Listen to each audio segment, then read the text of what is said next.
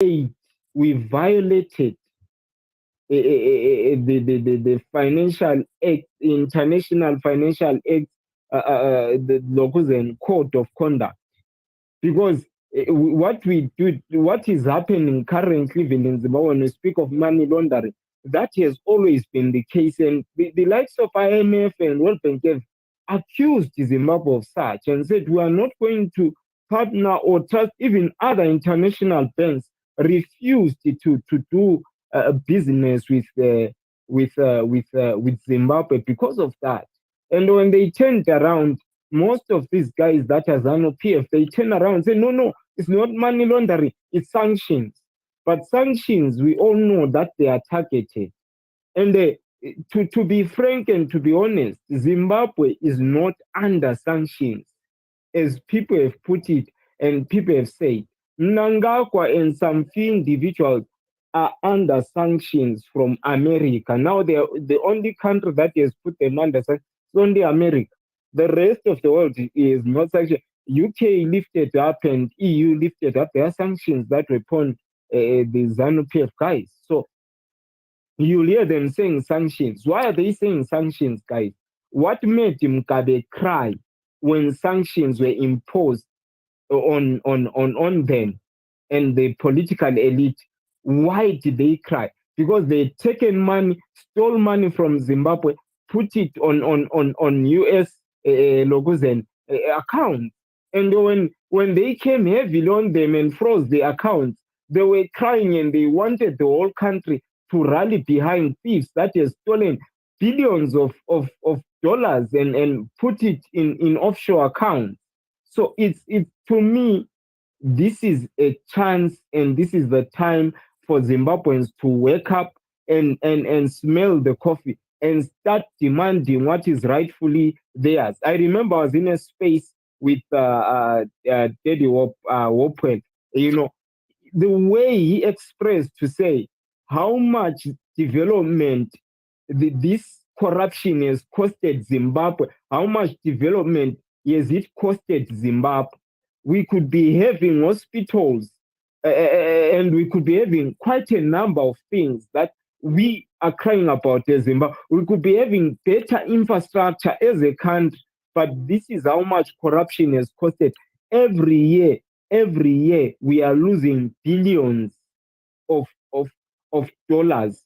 And these billions are supposed to be for road rehabilitations, hospital development, school building, schools, building. And this is not happening because of corruption, and I'm glad that this came in such a time as this, that we are going to see the elite being exposed and the corruption that has rampant Zimbabwe so much that it has caused people. Some of us were crying here and saying, no, Zimbabwe economy is what is down.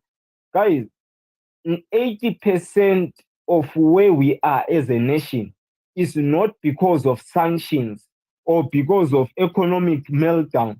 We are where we are as a nation, now 80% because of corruption of how the government has handled the funds. Yes. Sorry, Mukoma Jabulo. I want you to stay there. I want you to go and we have a cup of water.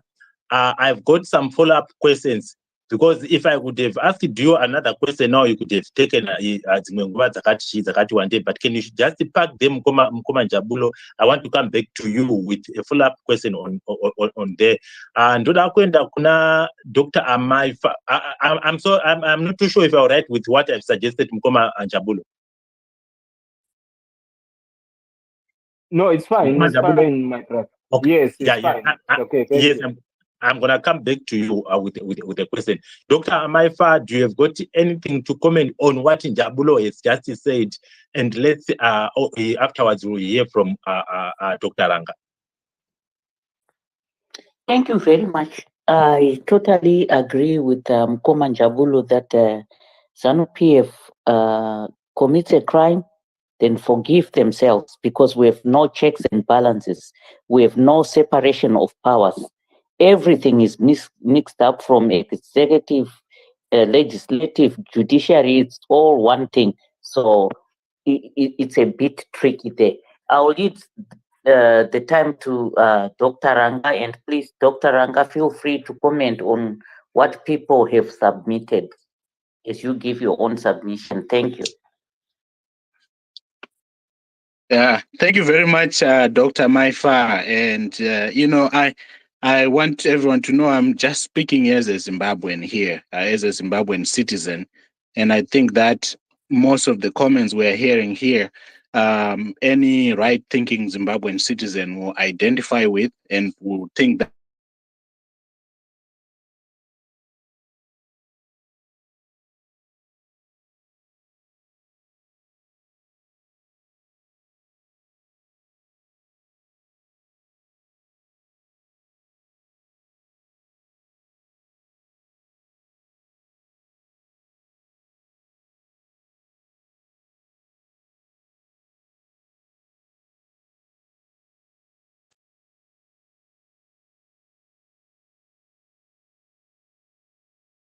has said, Mukoma and Wazenzo has said, and many others, I'm sure we will all say the same thing. What tells you that we have a big problem and the people in government realize it is the fact that they have already gone out of their way to try to hedge against what's coming. So you will see Nick Mangwana saying, yes, there's corruption. Yes, there's this. And even ED coming out with a video to try to say, oh, my government is doing this. Corruption is endemic in the country. Well, you are the head of state. You are the last stand. The buck stops with the president. What they are setting us up to accept is that they are going to stay in power, come up with all kinds of excuses, whether it's sanctions busting or any other nonsense that they will come up with to justify staying in power. That's what they're already doing before the documentary comes out. What we should expect as Zimbabwean citizens is that the people who are stealing our public resources using their positions in government should resign, especially those who have been openly exposed. There should be no excuse whatsoever. Vana Charamba, I remember last time we had in PSMAS or PS, the Public Service Medical Aid Society, saying they lost a lot of money. Vana Charamba and others were given 200,000 US dollars and so forth. People are getting away with those kind of, forms of stealing or corruption. But what we should focus on as my citizens is, listen, you guys, you are named in some of this, you are involved in some of this. The bare minimum you can do is just resign. The second thing we expect is return whatever you took. Number three, we should expect that if those people don't do that, they should be fired. And unfortunately, some of these people may have to fire themselves because they are actually involved in some of this stuff. When we put pressure, like we did with the drugs scandal, they would dress it up, but at least the people like the Minister of Health was fired then. So it's not like our voices don't matter. We should not wait for us to act based on the next election, which is 5-6 months away. What we should do now is to demand that whoever is involved in these scandals, which mean a big deal, by the way, because they are mortgaging our futures. They're mortgaging our futures and they are pocketing the money. Meanwhile, they are riddling us with debt, us and our children. So we need that to come to an end. We need to demand whoever is involved, they should probably resign now before it comes out. That's better for them. And when it comes out, nobody should find an excuse to say, oh, I was doing this because of this. Listen, man, you need to go.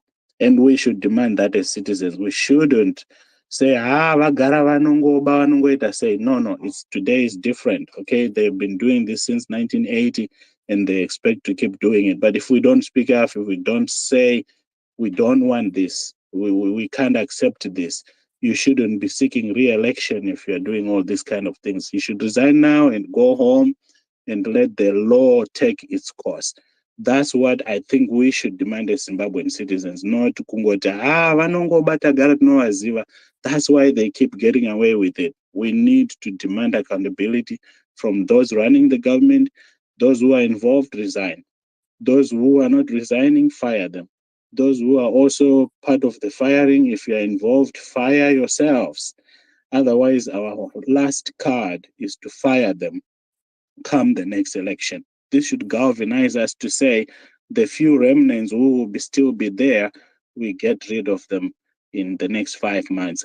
That's what I as a citizen expect, because no pay my taxes, achienda, look at my roads, look at Zipatara, look at Zikoro, look at just electricity, Aguna. Everything is not working, but somehow we're comfortable with these guys running our things. That's not right.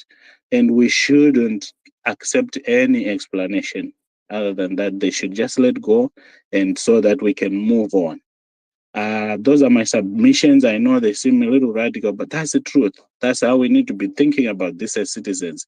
Any normal thinking citizen should be saying the same things, and we should say it loud and clear. No equivocation whatsoever. Thank you. So, Dr. Ranga, before you go, I've got a question to you. Sure. We are just coming from the Nigerian election, and you saw how rampant the rigging was taking place, and how clear everybody can see that the election is being rigged. Now, part of the reason why the regimes would end up rigging is because they would want to stay in power. And the other reason is also because they want to protect what they looted. What have you to say on the possibility of the Zimbabwean government possibility of intending to retain power under under what cost, to say, because of what is going to be exposed, we are going to be making sure that we would going to retain in power? How much do you think this government would want to remain in power? Well, and by the way, we should not, they are running the government. What we are talking about is the mafia. They said in 2017, they were removing criminals around the president, right? That was the premise for the coup in 2017. However, it's just another mafia group of people now running the government. Of course, they want to be able to continue to abuse state apparatus, including our security apparatus, our financial sector, our minerals and stuff like that, mineral rights and stuff. They are weaponizing all that stuff. And so they have every intent to stay in power until forever, because that's how they will be able to keep looting. And that is why we need to demand accountability today. We demand it today. We demand it on election day. But we know, there is no doubt whatsoever that they will do whatever is necessary to try to stay in power. But look, no matter how many there are always more citizens than there are these people, because Zimbabwe is bigger than any one individual, any one party, any one group of people. So that's why it's very important for us to demand that those who have been fingered in this corruption don't even think about staying in government, number one. You should resign today and don't try to seek re-election. That's just, or to get into government again. Just go to jail instead. That's where you belong. That's how we ought to be thinking about this as citizens. Thank you, my brother Denford. I feel very passionately about this, because sometimes we just let it go. But we have been hearing stories of, there was a story about 2 weeks ago about somebody who had brain surgery in Blawayo, and because electricity went out in the hospital, the nurses, they had to keep ambu-bagging the patient all night long to make sure they get oxygen.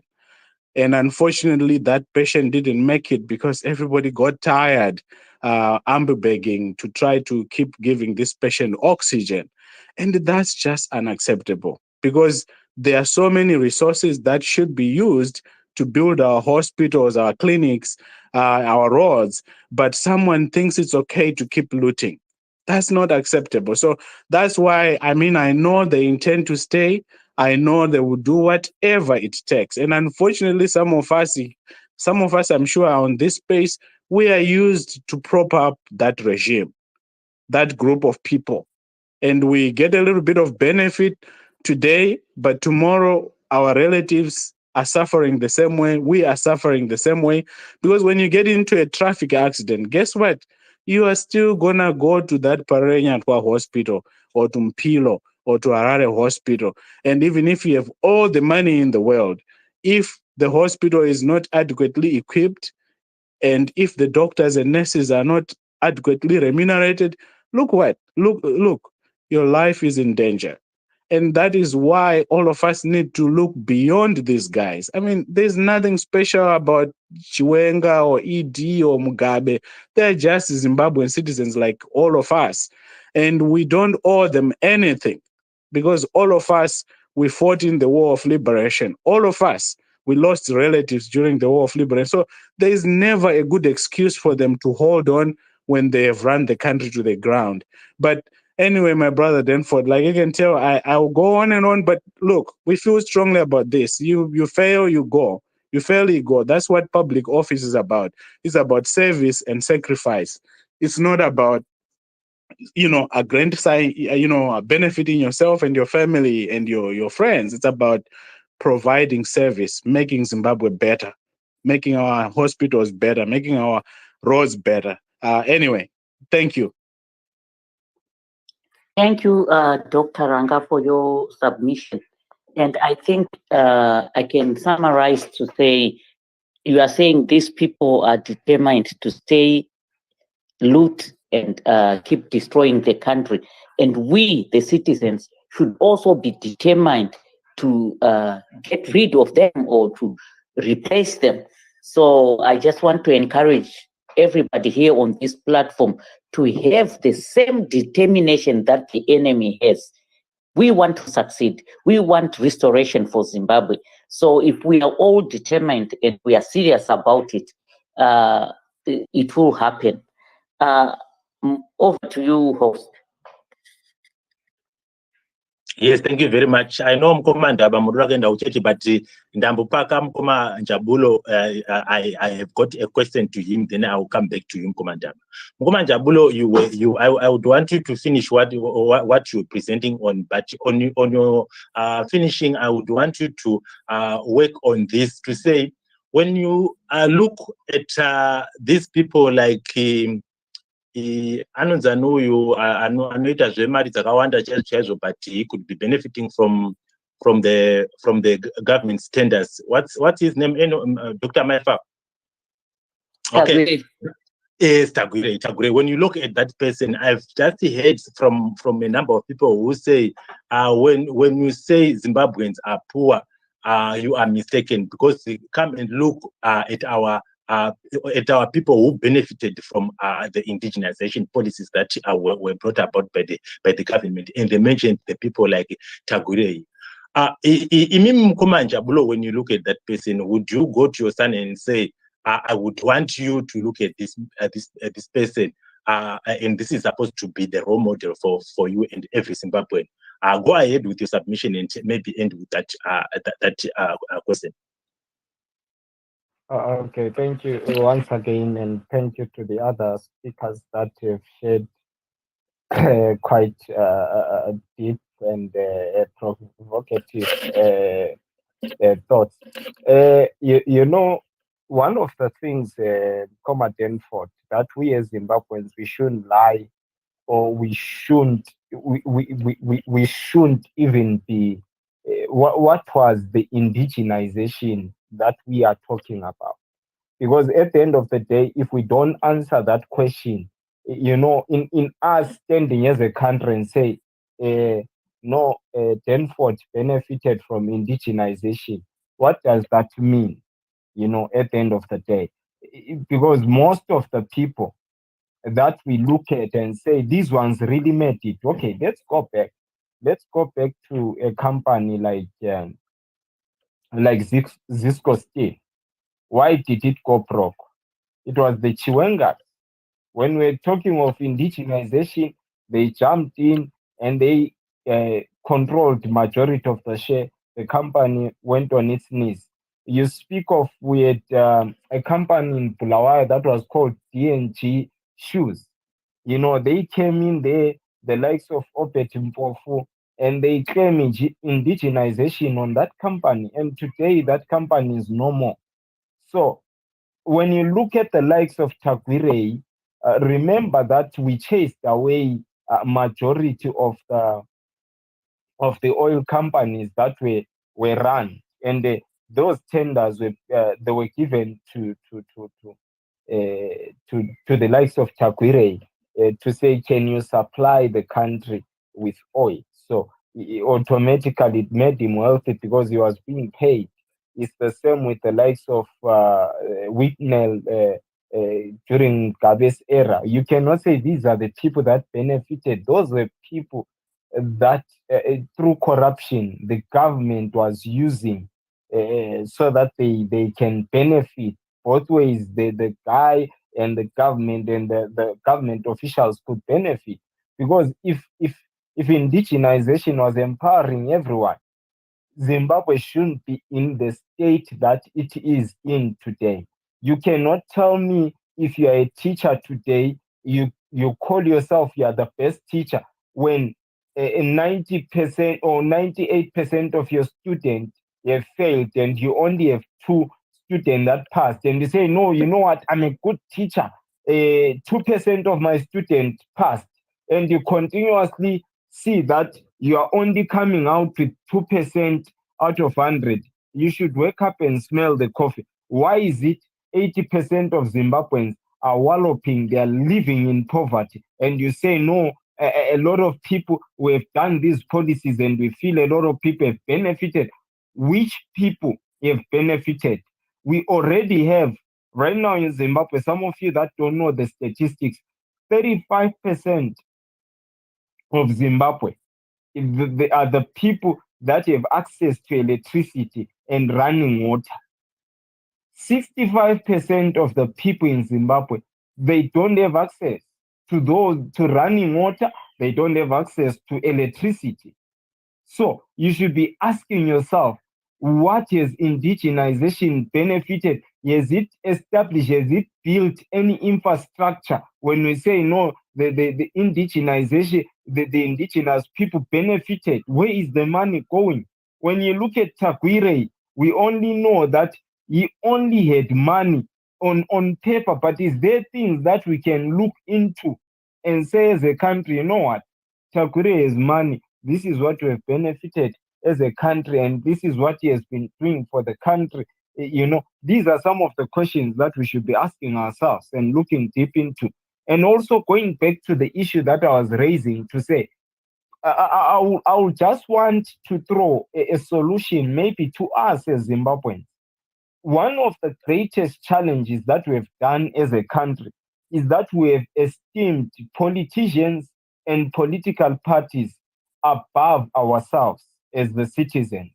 And I'm not only talking to say to us, maybe, but I'm talking to, when you look at the landscape and the environment in Zimbabwe, that for a certain extent, we don't address the issues that addressed because so and so is in charge. Why am I saying this?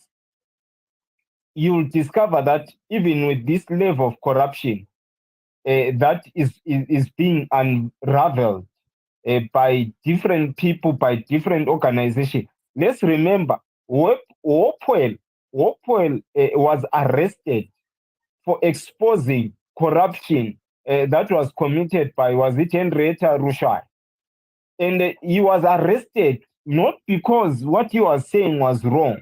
It was because who he was exposing. Because once you expose Mnangagwa's niece, you know that Mnangagwa's hand is also there in the same cookie jar that is being exposed. So this has been the norm in Zimbabwe, that crime is only committed by those that are not in that political party. If you were found or you are caught carrying the same amount of gold like Henrietta Rushai, I'm telling you today, you'll be walloping in jail. You'll be somewhere else. But it was committed by someone who's in Zanu PF. So there is forgiveness, there is immunity automatically. So we as Zimbabweans, we need to start setting the standard. We need to start not accepting certain things and certain elements that are affecting the country. We cannot allow corrupt politicians to continuously run for office or be in office. That should be, it doesn't matter which political party they belong to. There should be an uprising to say, we cannot allow this. And this should go to every Zimbabwean. Because imagine this Commandant Ford. If someone is corrupt, they have stolen 2 million. That 2 million, imagine if it was taken, how many schools were going to be built in Zimbabwe?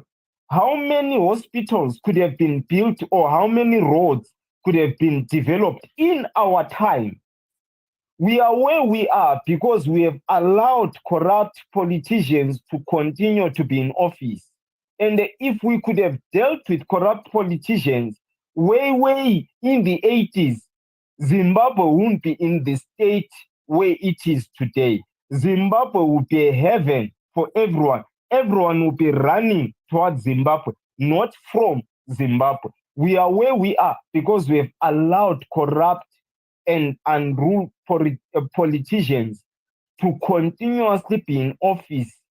I think we need to wake up as Zimbabweans and start addressing these issues on a serious and on a more drastic and on a more radical level than that we've been doing. If it needs people to be in the streets, people need to be in the streets to address these corrupt issues. It's not only Aljazeera that today we are waking up and say, Al Jazeera has exposed Zanu PF. We have always known. Hopewell exposed it. Other guys have also come up and exposed these things. And we as a nation, we have kept quiet and we have sat in our corner and waited for something automatically to happen when we know that nothing is going to happen because the corrupt people are in the hem of leadership. So we need to address these issues. For now, let me leave it here. Thank you so much, Comrade Denford and Dr. Amal, for the opportunity to share my thoughts. Thank you, Mkomanda Vulo. Because of Mkomanda having a commitment, I will give this time to Mkomanda, and I kindly ask the rest of us to request for the mic and give your contribution so that we solve this problem. Thank you. Mkomanda. Thank you, Dr. Maifa. I will be brief. Our situation is funny, though sad at the same time. We've been asking for reforms, electoral reforms, for some time. But the last time I checked, there were no reforms. Instead, they wanted to amend a certain clause in the Constitution. That clause, the way I see it, was targeted to the opposition, where they said anyone suspected to have committed a crime, be it they have been convicted or not, shouldn't stand for office. Now here we are. The entire Zanu PF, which I might call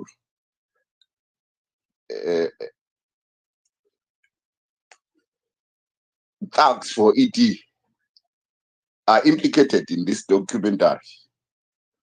Are we going to see them standing for office, since they have made it law that anyone suspected to have committed a crime mustn't stand for office? That's the question I want to leave with you. But in a functioning democracy, I think they should be barred from standing for office. Even E.T. himself will be stopped from standing for office, because this documentary, I'm pretty sure it touches on him too. We want to see that law being implemented. If Ndebele Ntina City Ingulube is pheka ngamafutha ayo, they promulgated this law to punish the opposition, particularly Job Scala, who hasn't been tried. I think they wanted to bar him from contesting. That's why they changed that clause. Let's push for that law to be used, applied as soon as we can, and see what happens. Of course, we know they control everything, but if we amplify our voices, they will hear that we are disgusted. Professor Lumumba wasn't lying that in countries like China and some other countries that don't tolerate corruption, no one stands for office when they are caught wanting. But in Zimbabwe, it's unfortunate that those people stand and they are elected for office. So it's high time we say enough is enough. I'll borrow Zeti's approach that we need civil disobedience. We are on our own. We don't have any rule of law that will help us. We are law unto ourselves. So let's use that opportunity and speak louder as ever before for this to come to an end. Thank you, my Dr. Amaifa. I don't have enough time to contribute today, but I'll keep on listening. Thank you. Ya maita basa mukoma ndaba ende pamurikuenda kukereke munotirangarirawo mukurangarira nyika yedu kuti ndo zvainosangana nazvo tinamatirei. So this, thank you very much for your submissions. One thing that I have noted is, and everybody could have noted, is this documentary could have been out by the 2nd of March. I'm not too sure, maybe someone is going to enlighten me on the reason why it could not come out. I know some people have got knowledge about it. And speculation is it that the government of Zimbabwe implored the Qatari government to make sure that it doesn't, to be given a chance to reply, if I'm not mistaken. That's what I got. And also, this issue that Mkoma Njabulo has highlighted, especially to what has been alleged to have been said by the spokesperson for Zanu PF, saying that all those people with satellite dishes, foreign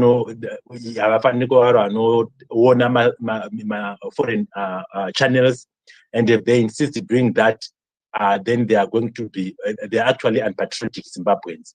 So when you hear somebody from the regime saying that patriotism is measured by someone really choosing to diversify the news that they are supposed to watch, then something is wrong within our country. And when we go on to say this documentary was actually, I was giving parallels for those who came earlier to what really transpired in Namibia. To say the presidential lawyer was involved in the fisheries corruption that took place in Namibia. The Minister of Justice was involved. The Minister of Fisheries was involved. People from the corporate world were involved. Meaning to say corruption was so rampant or is rampant in Namibia and then most other African countries. Luckily, unfortunately for Namibia, it seems not all state institutions are captured. And it also seems that some people within or even the government officials in Namibia, they still have their conscience, because both the Minister of Fisheries and the Minister of Justice, once they realized that they were caught, then they actually attended their resignation letters. and they were ultimately arrested. These are some of the things that we would want to say as we answer the question to say, are Zimbabweans are shocked by the events? And do we have leadership that has got conscience to say this is what, even this mere allegation could have actually given them shivery waves. But unfortunately, we've got people who actually go and make a comparison of the corruption that is alleged to have been done by America and the Western world when they went to Iraq, when they went to Libya, and that we are justified by also would have done that because they also did that. Meaning to say Zimbabwe has got to take the Western world, America as the benchmark of how governance has got to happen. I'm worried about Zimbabweans who take their country so low like that. But I don't know. Let me leave this to Dr. Amaifa if she has got any other comment to talk about, in particular about what is likely going to happen once this documentary is actually gotten into the Zimbabwean populace. I come to you, Dr. Amaifa. Thank you, Koma Denford. Before I respond, I'm seeing requests to speak, but when I try to approve, I never see anybody getting approved. So please help me, host, to approve those people, because I think my phone is just drunk. Thank you, Koma Denford, for what you said.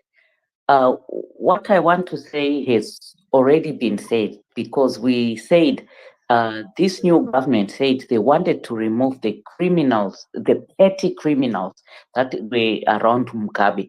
But what they didn't put in black and white is that they would replace them with seasoned criminals. Yes, they removed petty criminals around Mugabe and put their own who major in that area.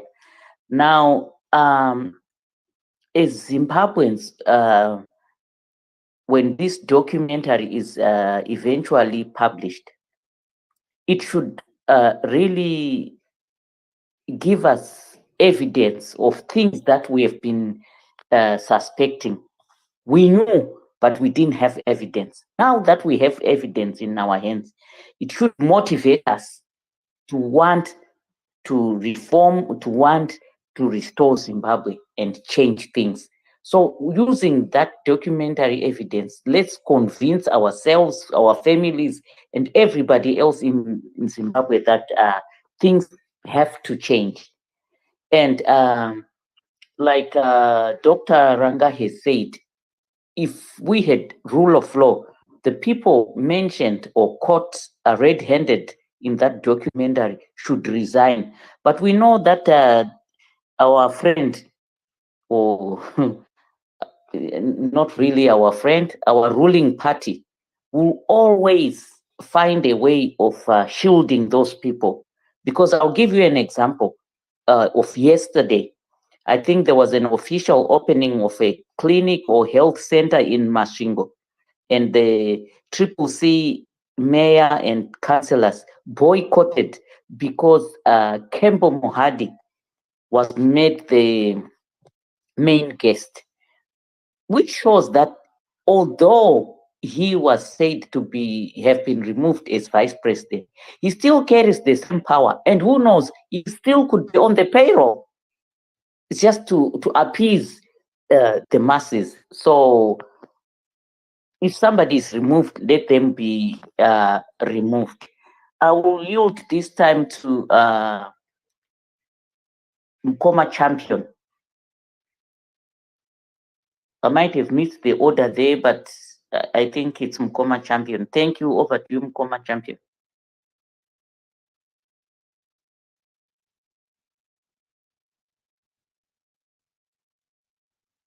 Mkoma Champion, your mic. Hello, Okay. hello everyone. Muri kundinzwa here? Kana kuti noise yacho haisi kuita. Hello, do you hear me?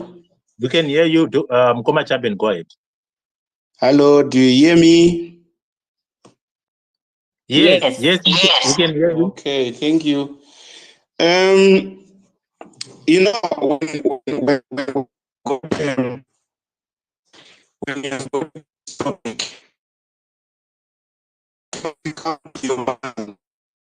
What has come to our minds actually? It's not supposed to be one person, it's supposed to be all Zimbabweans who are supposed to be thinking what needs to be done, what needs to be known.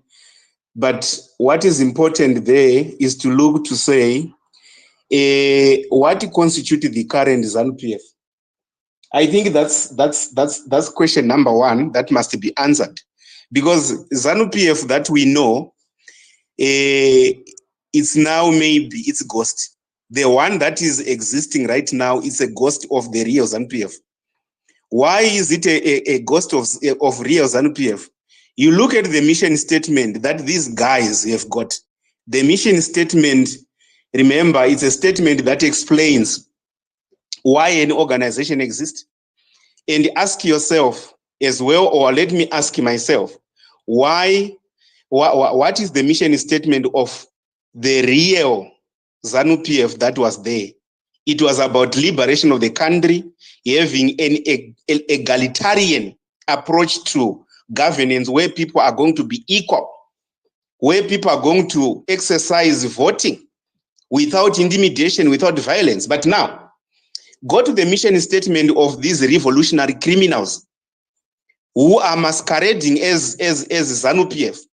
While we all know that the real ZANU-PF is dead, we all know that the real criminals, their mission is to loot Zimbabwe and enrich themselves, having empires. And these empires, they want a succession whereby people like the family members becomes military generals, in the sense that they have to massage and smoothen the transition from one generation to another. This is all about wealth accumulation. That's why I'm saying the real ZANU-PF is dead. The one that we have right now is a revolutionary criminal clique that is meant to enrich itself with the resources that Zimbabwe has got. They don't care about who is who. And go and also look at their core values, the way how they behave. Whenever you have got information, what do they think? They want to kidnap you and kill you. If you would at some point look to say what is happening right now to some journalists are even to be said they are behind this documentary revelation, this documentary expose. Why? Because they have been perceived to be enemies of the state. They've been perceived to be critics. So this is where, and this is how to take it in real, because we all know that ZANU-PF is dead. But this behavior did not start in 2023. The behavior started in 1980 with the Willowgate scandals. And if you go from scandal to scandal until 2023, you would know that nothing was invested in the country. It is only invested in Dubai. Even if you go to the cartel report, which is on Daily Maverick, you would find that the people who are always called the real are the ones who are looting gold, are the ones who are part of Queen B. Go back again to Daily Maverick and look at to say, who are those people who who even funded election in 2008 when Mugabe lost to Tsvangirai? You would find people like Billy Rottenberg. There are many more who are there. So this is the time for Zimbabweans to really come to a point where they say what has been done is what is treasonous to talk about, because it undermines the national security. If you don't have food in your country, if you don't have medication, it is a threat to the national security. This is where we all have now to come together, including those who were called the fake Vene, and even the social media macho. You have to come together because some of them were even being used and working for nothing. They were not even being paid. Now it is their time to come to the party and converse with everyone and say, guys, we need the real liberation, not this one. This was not liberation. These guys are just using liberation credentials and liberation statements to confuse you, to confuse the nation, to spread propaganda. While we all know that the real ZANU-PF is dead. This is now just a criminal mafia that is meant to. And if we go back to the DRC, we all know what happened. We all know people who were fingered in. Go back to what is happening. Who is behind ZDI given license to export lithium for free? And that money does not even go back to the fiscus. And you in 2022 you had this announcement. That is so funny. No, we no longer need companies to pay their royalties in terms of money, but we need them to pay royalties in terms of mineral produce. You are now paying tribute. Now ZANU-PF becomes a king. They are now being given tribute for mining in your country, and these are national resources. They are not personal.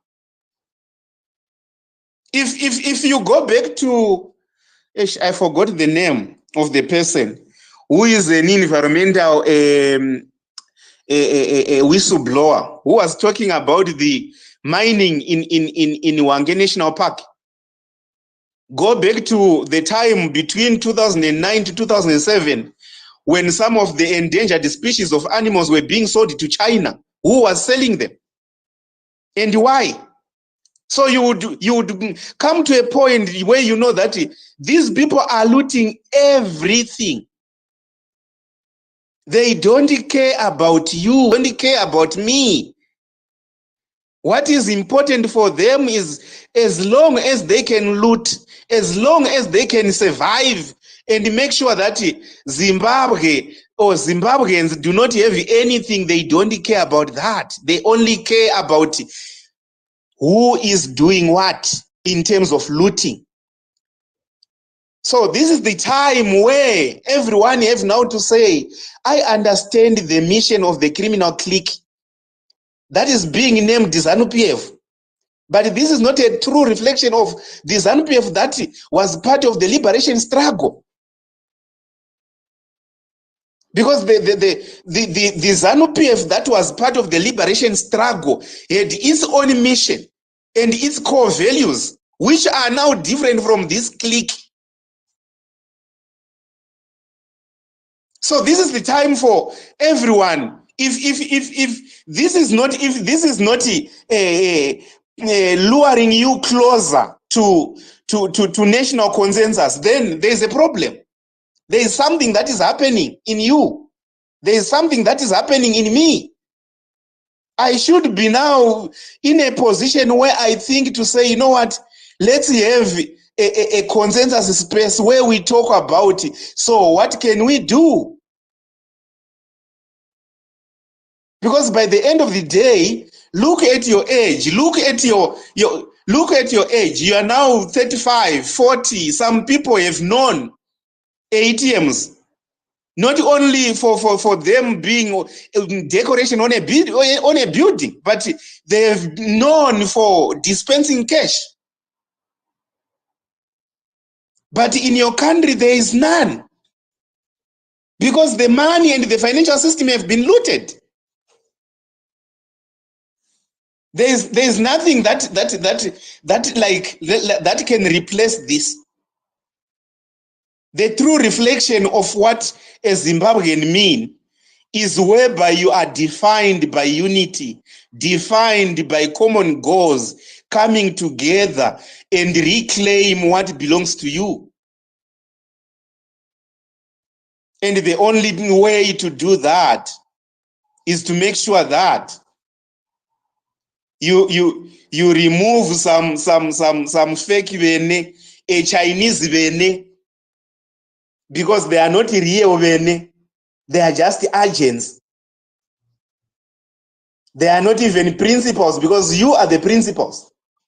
So the real Mukoma ones. champion, sorry. Who, by the end of the to- day, when you vote, you give someone a mandate to lead you and to work in the best interest of you. Are they working in the best interest of you? The answer is no. Why are they not working the best interest of you? Because themselves as well, they are also stealing from their own principle. So it's your time to now say to yourself, this is what compels me to have unity with a group of people who are canvassing for the better, who are aiming to change the narrative of leadership of our country. It's not only about me, it's not only about you. So up to now, I think some of the things that we know about being talked about patriotism, they no longer make sense anymore. Because all these guys, they don't love our country. They only love to loot. So that's my submission. Thank you, guys.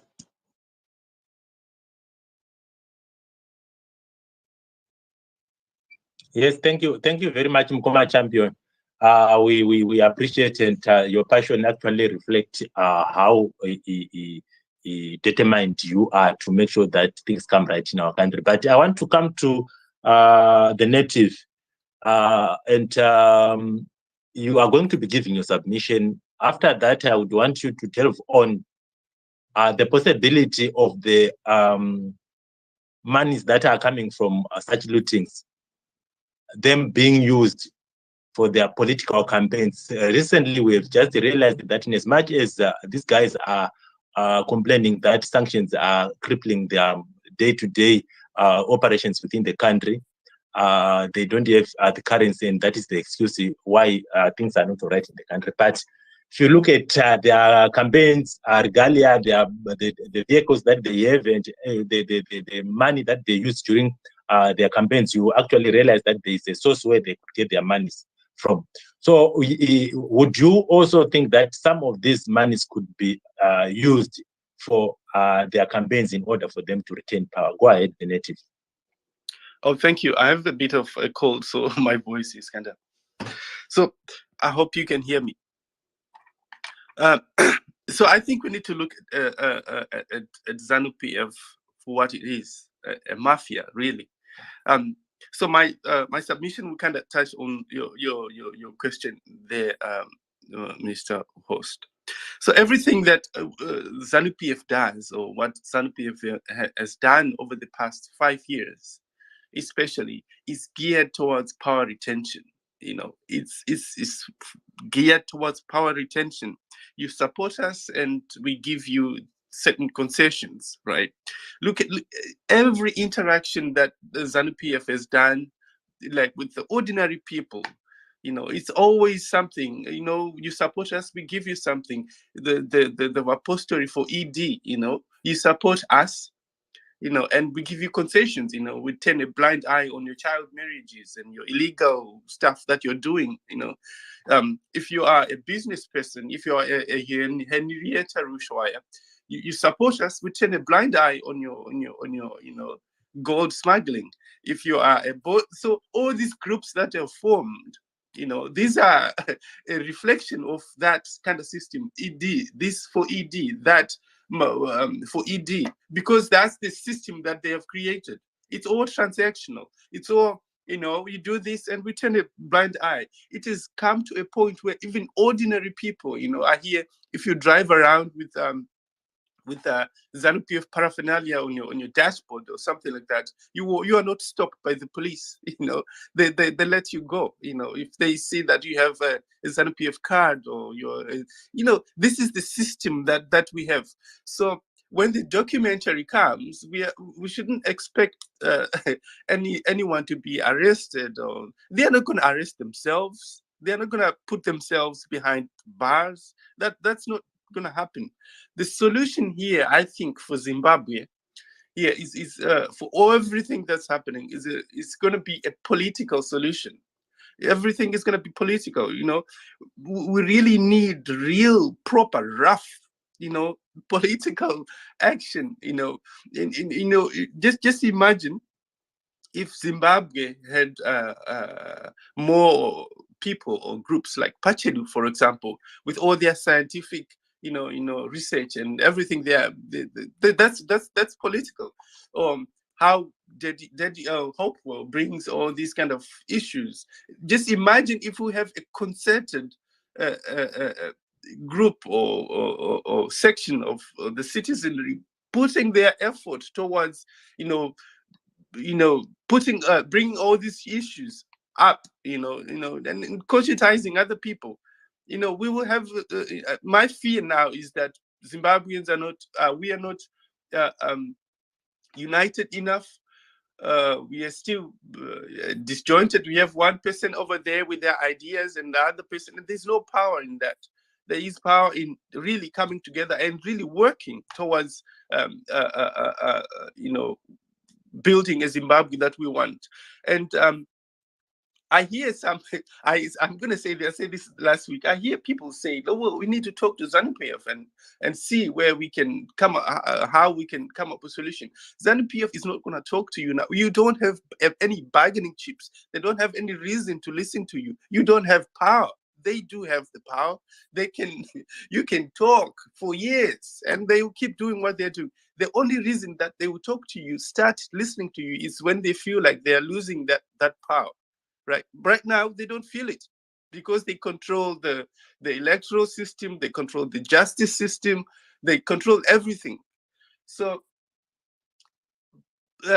until they feel that they're sort of their power is slipping away, that's when they will start listening. And for now, really, we are still far away from that. We need to push.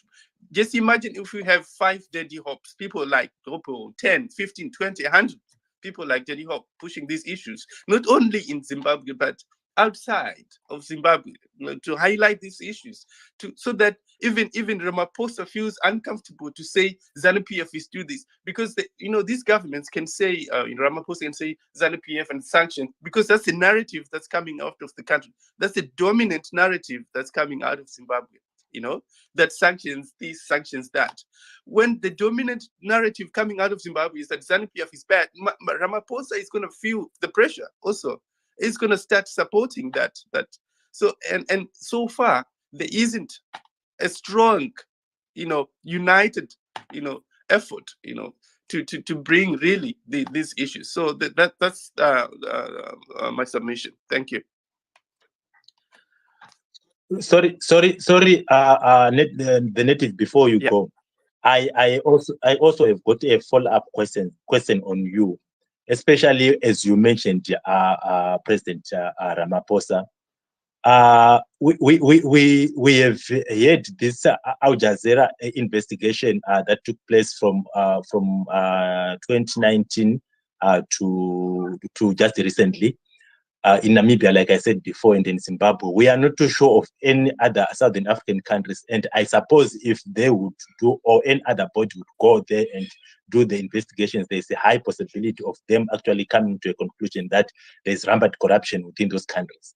Would you suggest that the reason why Zimbabwe, despite its known human rights violations and the rigging of elections, is still retaining so much of respect and support from the neighboring countries, and that is why they would want to make it stay in power, because they also are doing the same project within their countries? Well, possibly yes, but it's a matter of politics here. Ramaphosa, I mean, if we want Ramaphosa to say anything else, anything different, we have to put him in a position where he feels also as a politician that this is not This is going to put him in a difficult position. As for now, what's comfortable for him is saying that it's sanctions and everything else. It's comfortable. He doesn't, he doesn't lose anything out of that, But if all these issues of human rights abuses, of all these issues of corruption are really put out there, so that even the ordinary South African understands that this is what's happening in Zimbabwe. This is why Zimbabweans are here.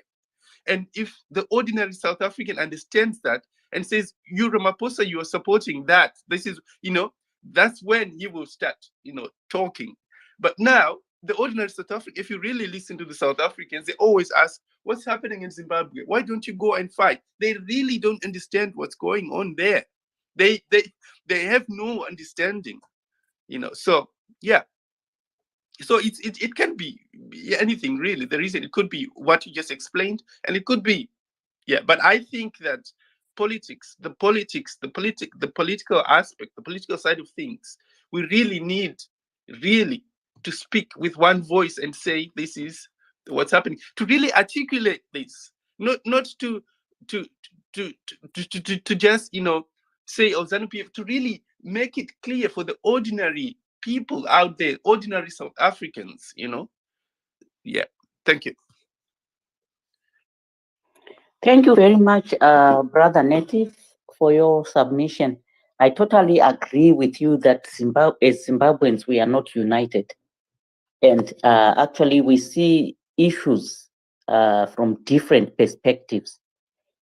Uyu ari kutoda kumhanyisa chake, kutsvaga popularity, uyu ari kumhanyisa chake. Like right now, looking at the state of Zimbabwe, notowana vamwe vachimhanya kufacebook uko vachinototaura zvavo zvimwe zvisina musoro, zvinongonakidza for 5 minutes, vamwe vachimhanya kunovhura imwe space inotonzi haina focus, imwe inonzi ine focus, imwe yakadai. We are not united. If we were united, show out to what's our main problem now, how do we tackle it? I think it would have been better. And also, like you rightly point out, other countries do not understand what we are going through or the actual problem in Zimbabwe. Just like the majority of Zimbabwe are also brainwashed, they don't understand what's really going on, why they are in poverty, why they are having issues. That's why they are being bussed from Chikombedzi there to Gweru, Mkoba, Noita demonstration, sanction, Maimba, no food, no return transport. You don't even know why you are going there. So if the people in Zimbabwe itself do not understand what their problem is or the causes of their problem, we cannot expect South Africans, Zambians, or Mozambicans to really understand the actual problem that we are facing as a country. And even as Zimbabweans, we don't understand our problems, despite the fact that we are schooled. We went to school, but that school is useless because my opposition members akatora ma corrupt ID documents in diaspora. So diaspora is filled with opposition members only. It's filled with Zimbabweans because we are all suffering. I could talk and vent, but let me yield this time to Knife. Knife, as you give your submission, you are free to respond to the previous speakers, Mkoma Champion and Mkoma Native, and also give us the way forward when this documentary comes out. Twitter say, how is it going to help us move forward? Thank you. Good morning, Zimbabwe.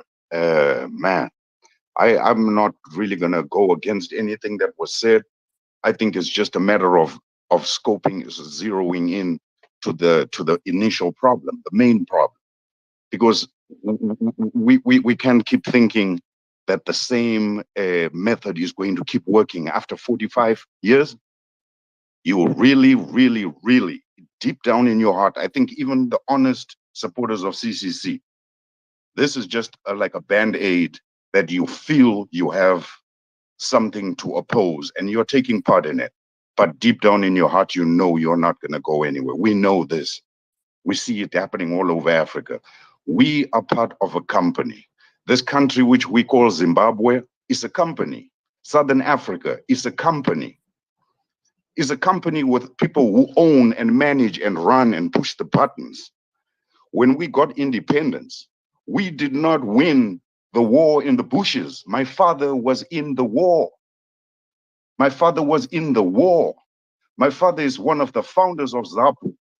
William Knife, you look him up, you'll find my William Knife. A lot of colored people were part of ZAPU. ZAPU was an inclusive party. They were Indians. Shangadia, you know the Shangadias all over, they got businesses. Those were the founders of ZAPU, right? So when we look at the kind of independence we received, was not winning a bush war. Kunyepa, apana munu in Zimbabwe who won the war in the bush. Our independence came on an agreement, piece of paper called the Lancaster House Agreement. That agreement still kept the ties of our company owners. They found company managers who could manage their company. It's the same thing going on in Nigeria today. It's a company.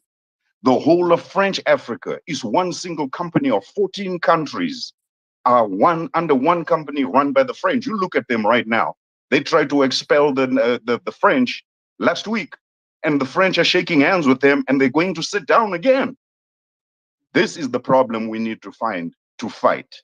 This whole bullshit about this agreement of independence is the same pattern for the whole continent of Africa. They gave us the conditions on how to be free. We're not going to go anywhere. We keep pointing fingers and poking each other's eyes. Oh, Mdevere, Mshona, hey, we will do this for generations. A lot of people on here, you're scared to die. That's the problem. That's the biggest problem is that all of you on here are scared to die. You will type, you will set up Twitter pages and Instagrams and say everything, but you're scared to go and take the land. It's the only way we are going to win in Zimbabwe. Right now, they are building the force to stop that revolution. They brought the Wagner war machine. Belarus is Russia. Russia is in Zimbabwe. Russia is mining, and Russia is giving Zimbabwe military assistance. Read about it. Understand when they bringing these aeroplanes of so-called, in quotes, tractors. They are bringing those same weapons to control you. The Zimbabwean government has no money. Those aeroplanes of the Zimbabwean army, the Air Force, I think those aeroplanes can fly for maybe 4 days and the whole army will be broke. They got no gasoline for those fucking aeroplanes. They've got their soldiers are hungry. The soldiers are broke. The soldiers are depressed. They're not going to fight any war. They know they're on the brink of Zimbabwe revolution is coming. So they went to get the guys who are going to keep you guys in check. I've noticed with the on these Twitter spaces, victimize Vanu. There are people who ran away from Zimbabwe because we were getting arrested, we were getting beaten, we couldn't speak, and then we flee and we go to faraway countries, and then these people are back on the social media. Every platform you go to, they're following you, they're harassing you, they're stifling your voice, they're calling you stupid. I'm sick of listening to Padare. He is obviously living abroad on a visa, and he has already proven to be a staunch supporter of Excuse me, Knife. I'm sorry. Please focus on the topic of the day. Okay, got you. I'm sorry. Okay, so all of the money, let's go to the money where all of the money is going. In Zimbabwe, I used to sell emeralds. I used to go to Mberengwa and go hang out at the supermarket, at the Growth Point, and find these guys who smuggle the emeralds. And I used to buy from them. The emerald is illegal in Zimbabwe when it is in the raw form. If anybody catches you with a raw emerald, you are going to go to prison.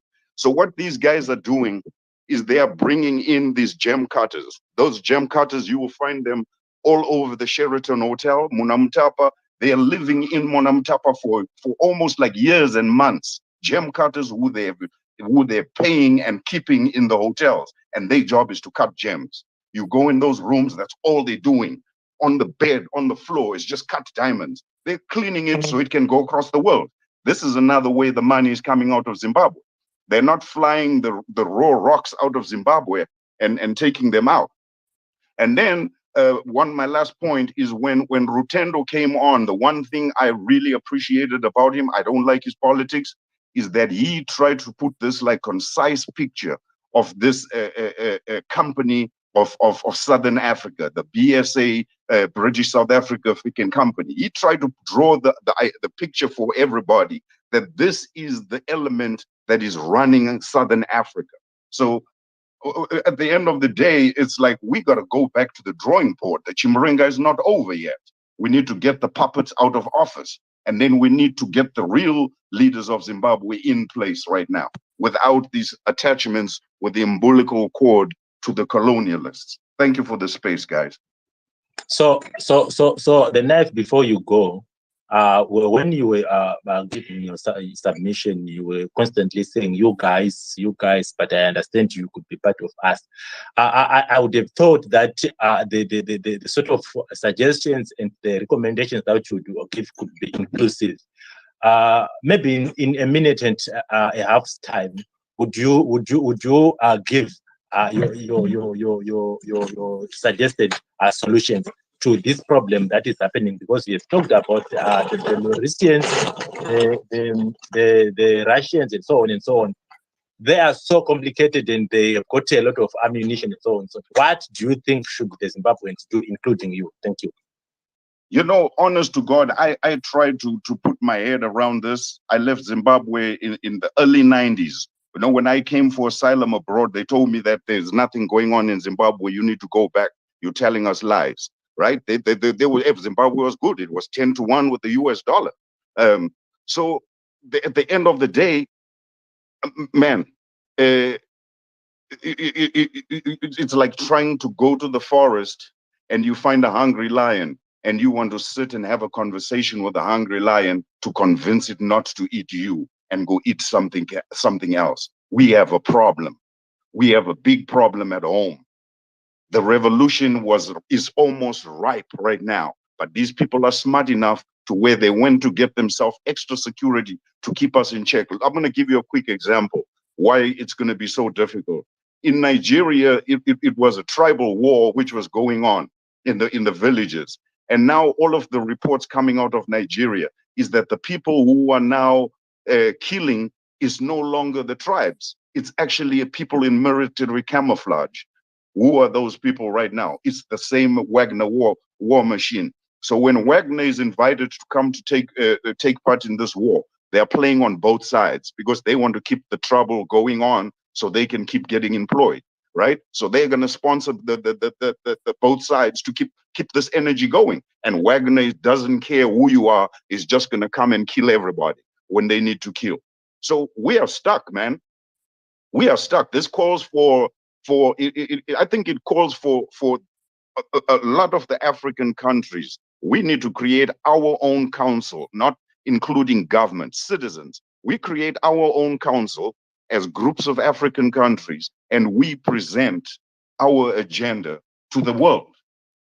This is what we see for Africa, not one by one, country by country, trying to fight. We all as Africans come together with one focused agenda that we will present as our path to moving on from here on.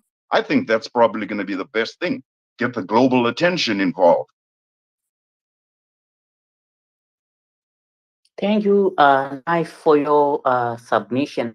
At this point in time, I will call upon Dr. Ranga to respond to what Knife and everyone else has said, and also give your submission.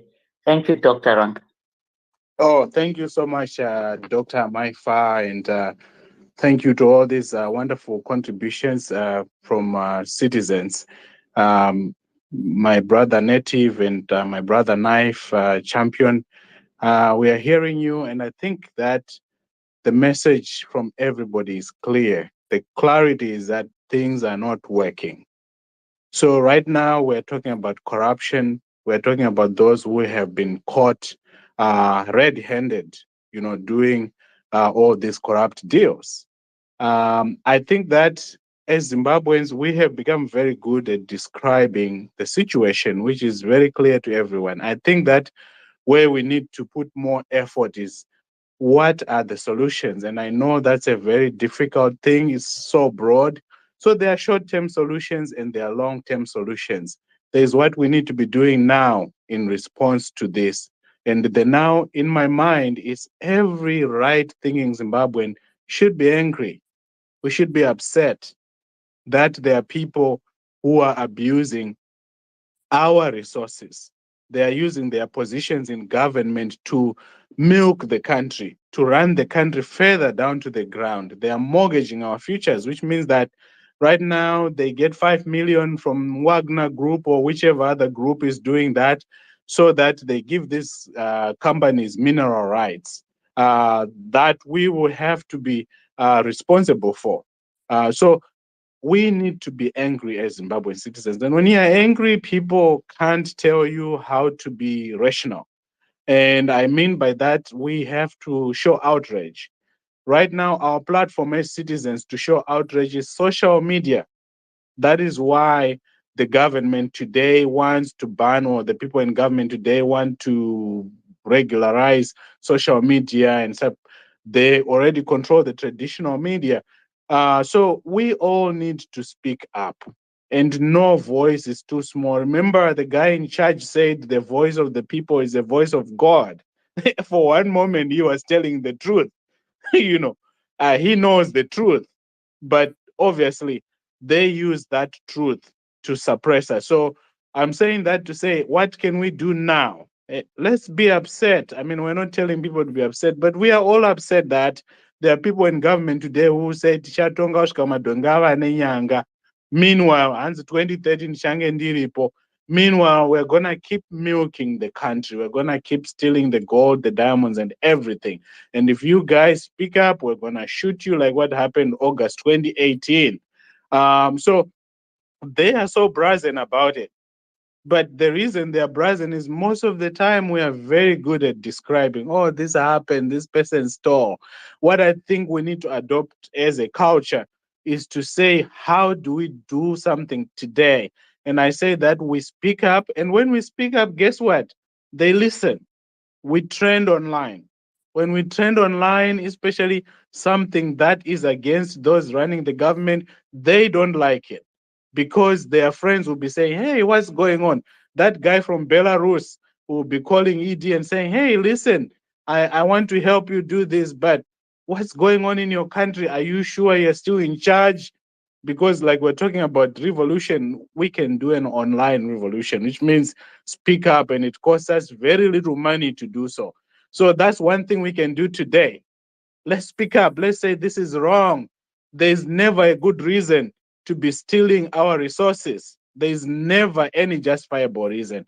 Don't say I went to war, so now I'm justified, because some of us lost our relatives who were fighting in that war. So you don't have a right as a Zimbabwean to say I am more equal than others, and I'm guaranteed, or I'm supposed to be the one to send the military to shoot citizens, like what happened August 2018, where citizens were speaking up and were just minding their business in Harare, but because some people are in charge, they say now let me send the military to go and shoot on these citizens. I'm saying that to say we need to speak up, and they are afraid of our voices. That's why they are making laws to silence all of us. So let's never get tired of speaking up. Let's not think that our voices mean nothing. No, they do mean something. When we make them loud enough, sometimes echoes can crack buildings. Remember the wall of Jericho falling apart? People were going around and it fell. Well, let's make noise. In terms of what next? Once the documentary comes out, my expectation is that those who know they're in that documentary and they were doing something wrong, if they have any kind of sense of shame, they should just resign ahead of time and just maybe run out of the country or whatever. I'm not saying they should run away from the law, but hey, resign, get out of there before time. Because when the documentary comes, if you are the minister or you are whatever post you hold in government, we don't expect you to hold that position for another day, another extra day. Why are you there? You are there you're supposed to be protecting our resources. You are supposed to be there to make Zimbabwe better. You don't make it better by stealing from it. So that's the next level. We should demand that those who have done something, once they come out, please, we don't want to hear from you as a government official. The next time we hear from you, you should be in jail. Hey, We should Mkoma. demand that. And Hey, the next point. Mkoma, I just wanna let Sorry, everyone. excuse No, me, excuse me. Can no. you just give him finish his submission? You can always come in. Okay, Tarisai Panest is all I wanted to say. Ndaisa Zinu Panest. Thank you. Keep going on. Oh, sure. Thank you. And the next thing is obviously, thank you for, the platform. The next thing is, look, we have elections coming up. Let's take those seriously. This is our opportunity to change our government legally, constitutionally, and let's do it. And I hope that those who have been involved in all these corrupt deals and they have been exposed, they don't even try to seek re-election or try to seek staying or coming back to government. So let's mobilize, let's galvanize each other, let's tell each other, listen, the only way our hospital are gonna work again is when we participate, because all of us are participating in the misery right now, whether we're in Zimbabwe or outside. We have to send money every month, maybe 3-4 times, to our relatives, to the activists on the ground, to try to keep things going. So we are all involved in this. So I think that making sure that we win the next election is also the long-term goal. And not only that, once we win, it's not like, okay, we rest on our laurels. We have to make that government work for the people. That's why we're talking about the citizen-centered government. And it is also true that right now, the viable choice is Triple C and Advocate Nelson Chamisa. I know everybody out there say, I can do it. That's democracy. It's okay. But for most of us citizens who are clear-eyed about what Zimbabwe looks like today, it's ZANU PF versus Triple C. And Triple C is the citizen. You may not agree with everything that Advocate Nelson Chamisa has done or Triple C has done, but that is our best chance to change our country and move it and make it better. So I would say that let's galvanize each other. Let's make those noise. There's something called picketing, okay? So if a minister has been caught in these corrupt deals, instead of just talking about it, we picket, we put posters, we make loud noise at the schools where their kids go to school and so forth to say, hey, this guy here is wanted by Zimbabwean citizens for stealing so much gold. And there are so many things we can do. And we don't need permission from ED and ZANU-PF. They're not going to give it.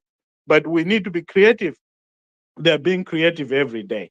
Thank you very much. Like always, I talk a lot, but I think it's very critical that we keep talking. We don't give up.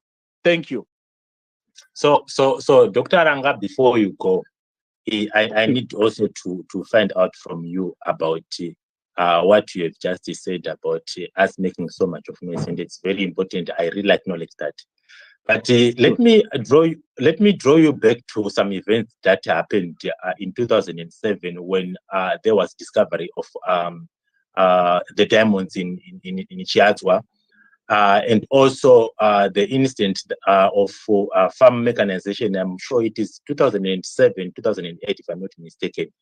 The only difference that we have now is maybe all the evidence of looting of diamond in Chiazwa was written, and all the looting of the RBZ in the farm mechanization was also written. And here the Aljazeera one, it's visual, and they will be seeing these people.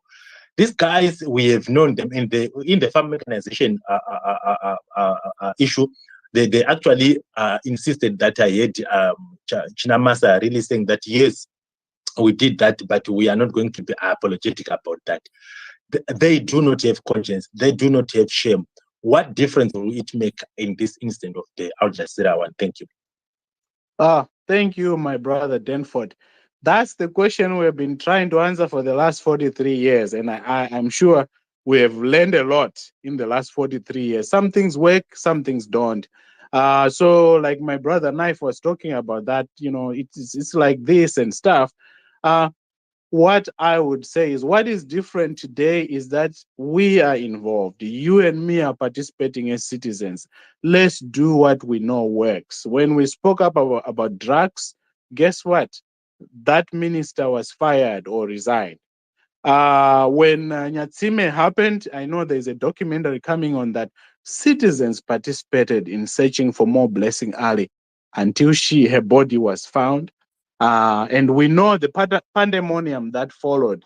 We still have our advocate, Job Scala, in jail now because they're trying to tell the citizens, when you speak up, we do something. But guess what? There is always more of us than them. And they are supposed to be working for all of us Zimbabwean citizens, wherever we are in the world. So what is different is today we have social media. We can talk all day long. We can challenge these people. Some people are going to courts and stuff, which we know they're captured. What I'm saying is that, look, we are determined. The reason we're all on this space today is because we want to make our country better. That's part of the solution. We are participating in the elections that are coming. It's not a given that, oh, they're going to stay in power. And for those who may still think that, well, you know, ED is always going to be there or Chiwenga is going to be there. Well, they say that about Mugabe. He is no longer there. So circumstances have changed. The reason I'm saying that is we shape the future ourselves. The future is determined by you and me participating like we are doing, sharing ideas in terms of what works, what doesn't. I can't guarantee you that any one set of actions is going to give us answers or solutions, but we keep trying and we work very hard. 1980, 1985, we didn't have social media like this. So once they shut down the Herald, ZBC to us, we had no space to talk, to educate each other as citizens.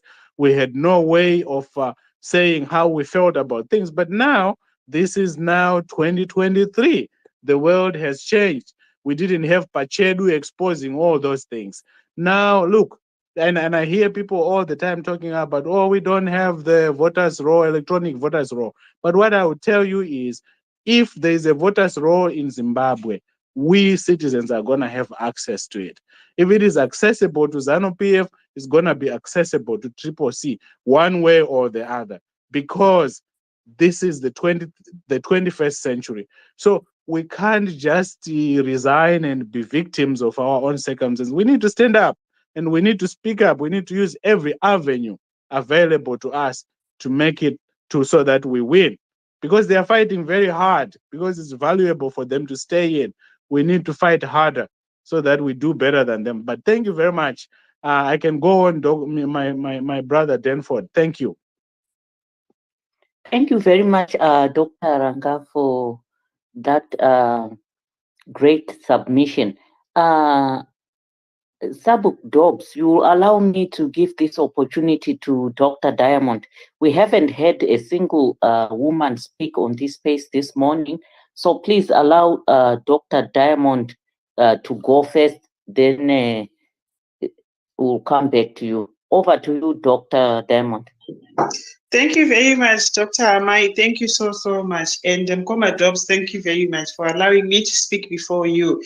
And it's so fortunate that I've spoken after Dr. Ranga's submission, powerful submission. And I really I can't hear Dr. Diamond. Dr. Amai, can you hear? She's loud and clear. Yeah, so there's a likelihood that let me drop out. Let me drop down. That's what happened last week. No, that's what you are clear. Let me drop down and come back, because it wouldn't really make sense if the host is not hearing me. I'll drop down and come back, Dr. Maifa. Is that okay? Okay, Doctor. Thank you. Cheers. Meanwhile, we can go to Sabuk Dobbs is reconnecting. I think something is happening. I hope your network is okay. Okay. What's going on there with host? Is he available? Denford. Yes, I can hear you. I was adding Dr. Diamond. I'm not too sure if she can now speak. Yeah. Okay. Thank you, Mkoma Denford. Confirm you can hear me now.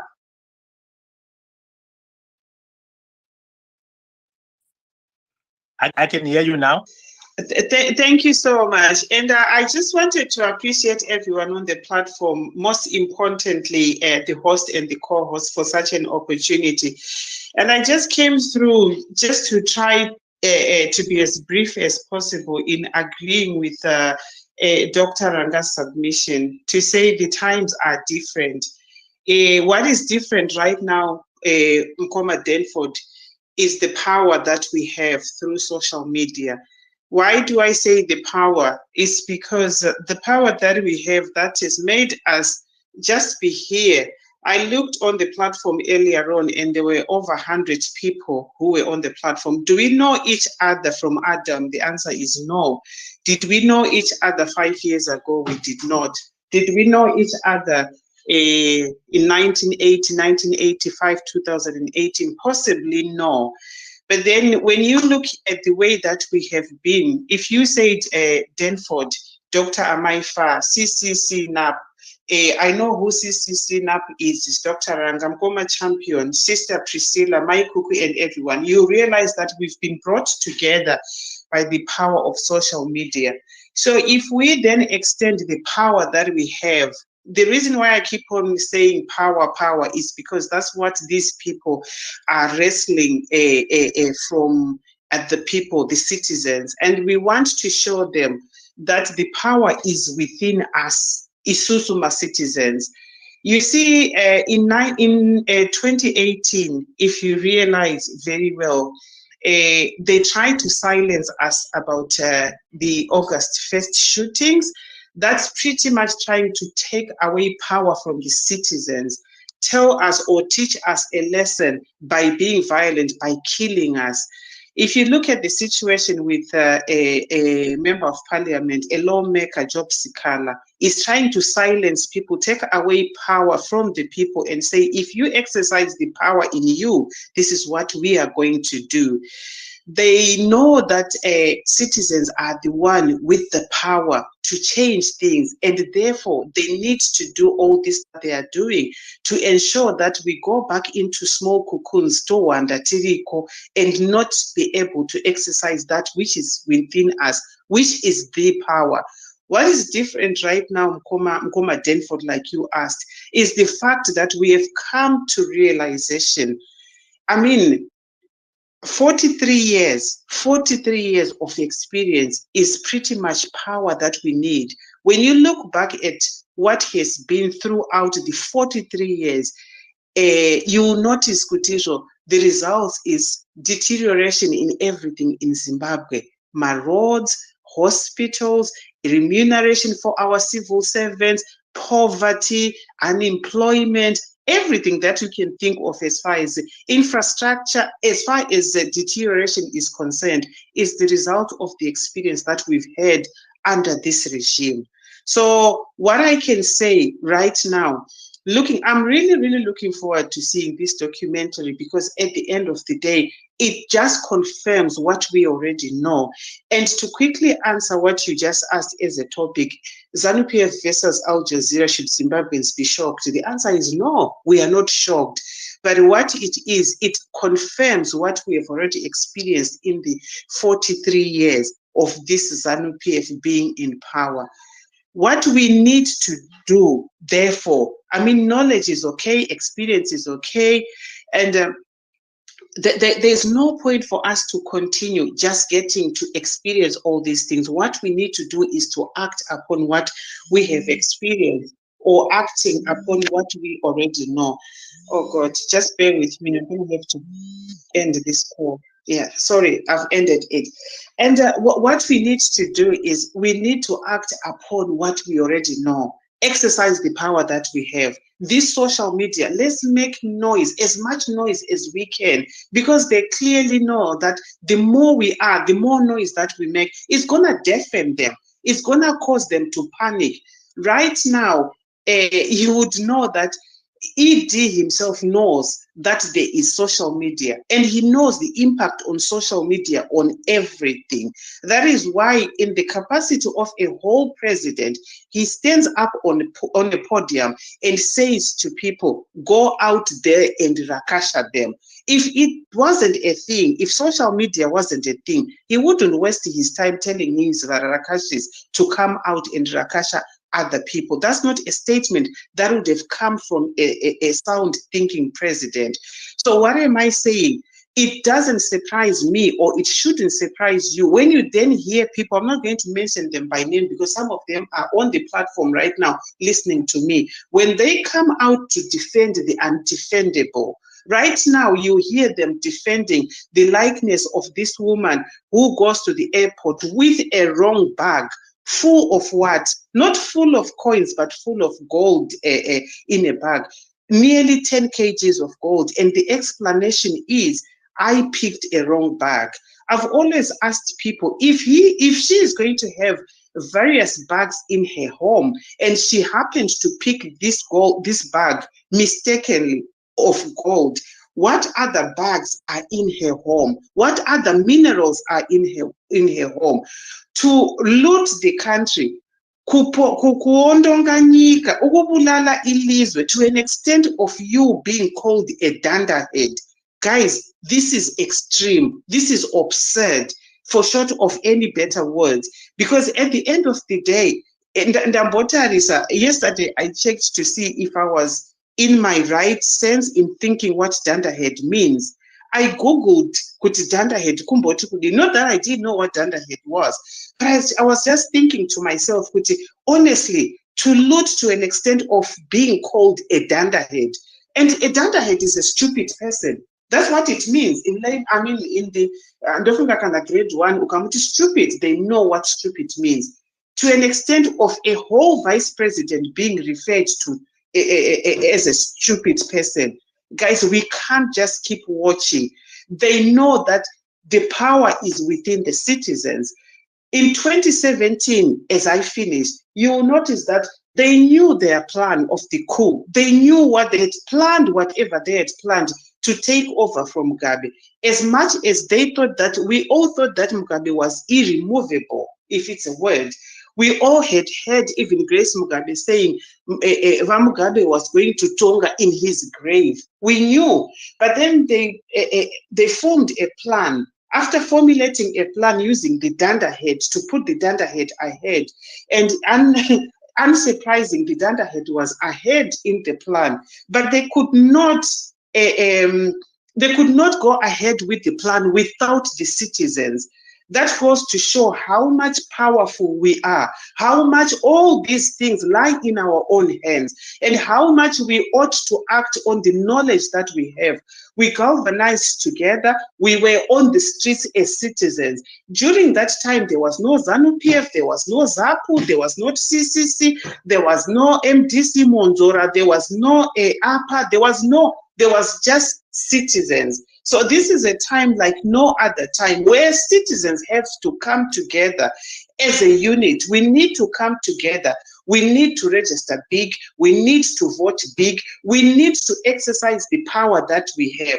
It's not like in 1980 where we used to watch from the terraces and hope that magic was going to happen and hope that miracles were just going to happen. As much as I may believe in miracles, but I believe that this is a time which is a bit different. And this is not to shoot our prayer warriors, because I can see we've got our prayer warriors on the platform right now. But I'm saying, as much as we are praying, the miracles that are going to happen in our time, they are not those miracles like when Moses hit the waters and it parted and there was way for the the Israelites to move. Those are not the type of miracles that we are expecting today. We are praying, yes, that's absolutely fine. I totally agree. And I subscribe to prayer as you do, Mkoma Denford. But at the end of the day, when I look into the time and era where we are right now, we need to pray and we need to act. We can't just watch, because if we watch, the dunderhead is going to do what the dunderhead dunderhead is known for, being a dunderhead. And we are going to say 43 years of being led by dunderheads, 50 years, 60 years, before we realize it's going to be 100 years of being led, if led is the right word, of being ruled by dunderheads. And they're going to loot us up to until we are nothing. Last week we were talking about, we had, I can't remember his name, our guest speaker, who came and he actually educated us and equipped us with knowledge to understand that we are one of the richest countries in minerals in Africa. Zimbabwe is. That's not a topic for discussion. That's a known fact, but we are one of the poorest countries in Africa. When you try to balance those two, you're just wondering what the hell is going on. And the only answer that I can see when I actually look back is the power that is in us that we are not exercising. And when I continue talking about the power, I know that the dunderheads-led party is going to come through and want to put words into the mouth of the speakers. That's not what we are saying. We are registering to vote, to vote big. We are going to go and vote big, and we will defend our vote big. And we are going to change the way that our country is, from being a country which is very rich yet very poor to a country which is rich and which equates to the way that we are rich in minerals, by looking at the roads and looking at the education system that is being afforded to our children, and looking at the remuneration that our civil servants are getting, and looking at the quality of hospitals and the equipment that is in the hospitals, and looking at the infrastructure, looking at the economy. All that should be able to match how our country is said to be rich. But where we are right now, honestly, the dunderheads are going to continue if we don't take the power that is in us and remove this country, this leadership or this regime in a constitutional manner. We can't keep on watching as if we were in 1980, because the answer is we are no longer there. So my brother, as I finish, thank you very much, but the citizens have come to a realization. That is what I think, because when I look at the way that we are doing things, is totally different from the way that we used to do things in 2018, in 2013, to 2005, going back to 1985, 5 years after we attained our independence. We are in a different era. And as much as these people may talk, because one thing that I've noticed on these platforms is we are getting so many people who are coming to shoot us in the mouth and say, yeah, you are keyboard warriors, yeah, Mavota, we never social media. The answer is, if it didn't matter, if my vote anchor asinga will never social media, why do you then worry? Why do you then bother to address people who don't matter? It's the way that CCC right now is the only way to go. Democracy will allow us to have anybody. If you wake up tomorrow, which is the Dane party and we know the Chimuti party, is absolutely fine. That's what democracy is all about. But at the end of the day, if you want to be really, really objective, you will notice that the man in discussion at the moment is Nelson Chamisa and nobody else. And if you want the betterment of your country, you ought to understand that Zanu-PF, the reason why Nelson Chamisa today is not allowed to hold even my rallies, is not allowed to even hold my meetings, private meetings, even a job seeker right now, they are in prison. The reason is the only deal in town. He is only the person that absolutely could take Zimbabwe to the next level. So therefore, we ought to come together as opposition as we may be, but I don't want to call us opposition. We are the people who are going to take Zimbabwe to the next level, the level that we are all anticipating, a new great Zimbabwe. So guys, we can't allow these dunderheads to continue in the notion of looting up to until Takuto Sekeka. We are being, when you speak about you being Zimbabwe, the next thing everywhere where we are abroad right now. We should just say you are Zimbabwean. The first question is, they want to associate you with Mugabe. And then they'll be asking, oh yeah, he's dead. How are things now? People feel sympathy. They don't empathize. They sympathize with us as if we are a disabled a group of people. So we need to continue doing what we are doing. Register big, vote big, and defend our vote big, and change this country for the betterment. Thank you very much, Mkoma Denford. Thank you very much, Dr. Maifa. I can go on and go on, but I really, really appreciate this space, because guess what? It's been moving mountains. We listen every Saturday, and at the end of the day, there's something that happens. Thank you very much.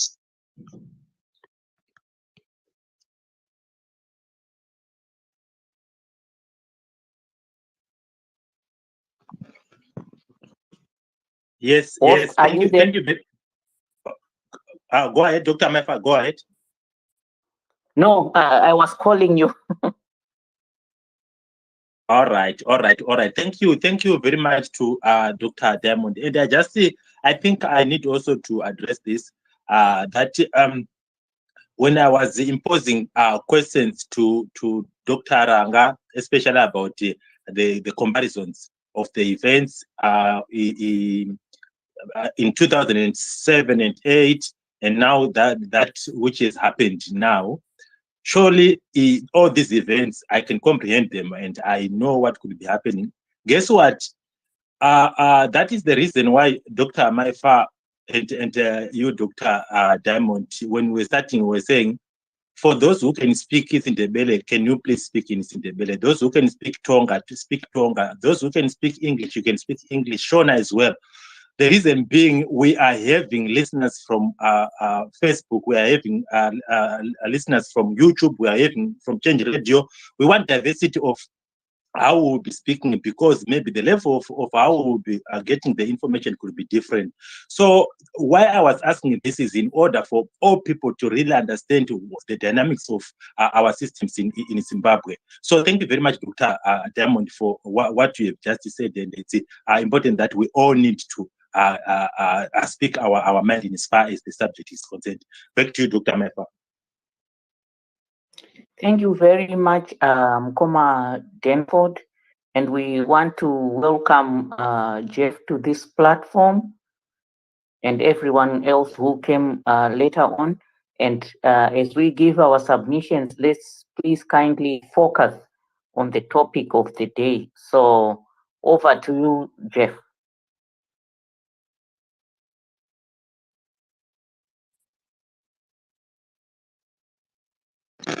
Jeff, the microphone is yours. Yeah, my citizens, what do you say? Yeah, what do you say, Madanda? Sure, unoziva kuti udhandaiti huri papi? Huri pakuti unenge uri kudiaspora uchingopopota apa udi kuuya kuzovhota. Ndo udhandaiti ihwohwo. Nenyaya yekuti kupopota kwese kwaunenge uchiita unopopoterani kana usingauyi kuzovhota? Ndiwo unenge uchitori dhandaiti. Right. Toita nyaya yecorruption. Unoziva kuti corruption inorwadza zvisingaiti. Ukaona vanhu vanoita corruption so unova kurwadzikana. Rushwa akabatwa negold achiti atora wrong handbag. Kana akanga achismuggle icorruption isingaiti iyoyo. Handiti.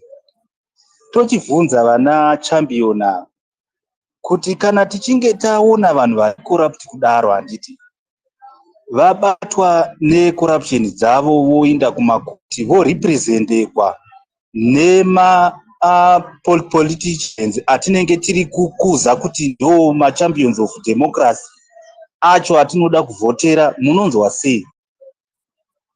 Handiho here udhandaidi wacho ihwohwo hwokuti uku unenge wakamira sapolitician uchifaita corruption, tabata vanhu vari corrupt womanya kuti wovavharidzira mukoti kuti vasavharirwa mumajeri. Handiho udhandaidi wacho here ihwohwo. Jeff, please kindly focus on the topic. We don't want to drop anybody, so focus on the topic, please. Ndizvo zvachoka zvatiri kutaura kuti kana pane anything takanga tichida kuda nechiburitswa neAljazeera, handiti konga chibude zvetione kuti vari kuita corruption yacho ndivanani. Jeff, my brother, I'm not a lawyer to talk about, right? I think you know me very, very well. I never been a lawyer, and I don't think I will be even one day, right? So very reference good. me. But iwewe ndakubvunza mubvunzo kuti ndakubvunza mubvunzo. Wait. I don't think it's necessary to point me as if I'm a lawyer. And at the same time, it would be difficult to talk about someone who comes to a space and started to insinuate. That is something that is not good at all, because the topic is very, very clear. We should be in a position of uniting one another and realizing that all those, the Mnangagwas, the Chiwengas, are even puppets who are not even acting in the best interest of us, based on our social contract and based on our principal agent relationship, because they are our agents. We have entrusted them with the mandate to rule us, but they are not ruling us. Instead, they are even defining us as enemies of the state, because we have got a different political view with them. So I don't want to get much into it, but to just say to everyone, do you see the behavior of social media macho of Zanu PF, who are only used to come on Twitter to make noise, distract? While they are distracting, when they go back to Zanu PF, they will put tails behind the legs or between the legs and say mambo, murukuti kudi mambo. Why? Because themselves, they don't realize the power that they do have. They don't realize who are they, who has got the future, who has got more time to survive on this planet, who has got the resources that these guys are using and looting. This is the tragedy that our people have. We do have to come to a point where we understand that these guys at some point, they don't know what they represent. They have already sold their future. They are just now those who are lost. Vanonzi vaya vakanzi najesu regai vakafa vavigani, ava vakafa havachaverengwi kuti vanhu, chakungoverengwa mutumbu, zvimwe zvose zvapasisina, because munhu wakadai unonyatsokuona kuti vana Mnangagwa vakaba kubva muna 1980 until now. Munhu aifanira kudai achifunga kuti veduwe ngatibatanei navamwe tipedze hondo iyi, tibvise zvipashumaranga namanangara. Ina handivati vakuru, ini ndoti manangara anoda kubviswa pamaziso, because vanovhara maziso avanhu. Manangara aya amene kuti vamwe anoti kudii, hanzi mabori. Ndo mabori aya, mabori vatungamiri venhema ndo zvavanofanira kuzikamwa vari. Ngazvisatishamisa, asi kuti ngatitore as a learning event kuti kuna vamwe vanhu vachakarasika vanotoda kutobatirwe mutsvimbo kuti vasvike. Kana kuti motoita zvataita kumamisha kuti vamwe vanhu vangware, munotosungira masingizani, mosunga kuti pavanezotanga kumanya vogumburwa vowa kuti vagomuka zvakanaka.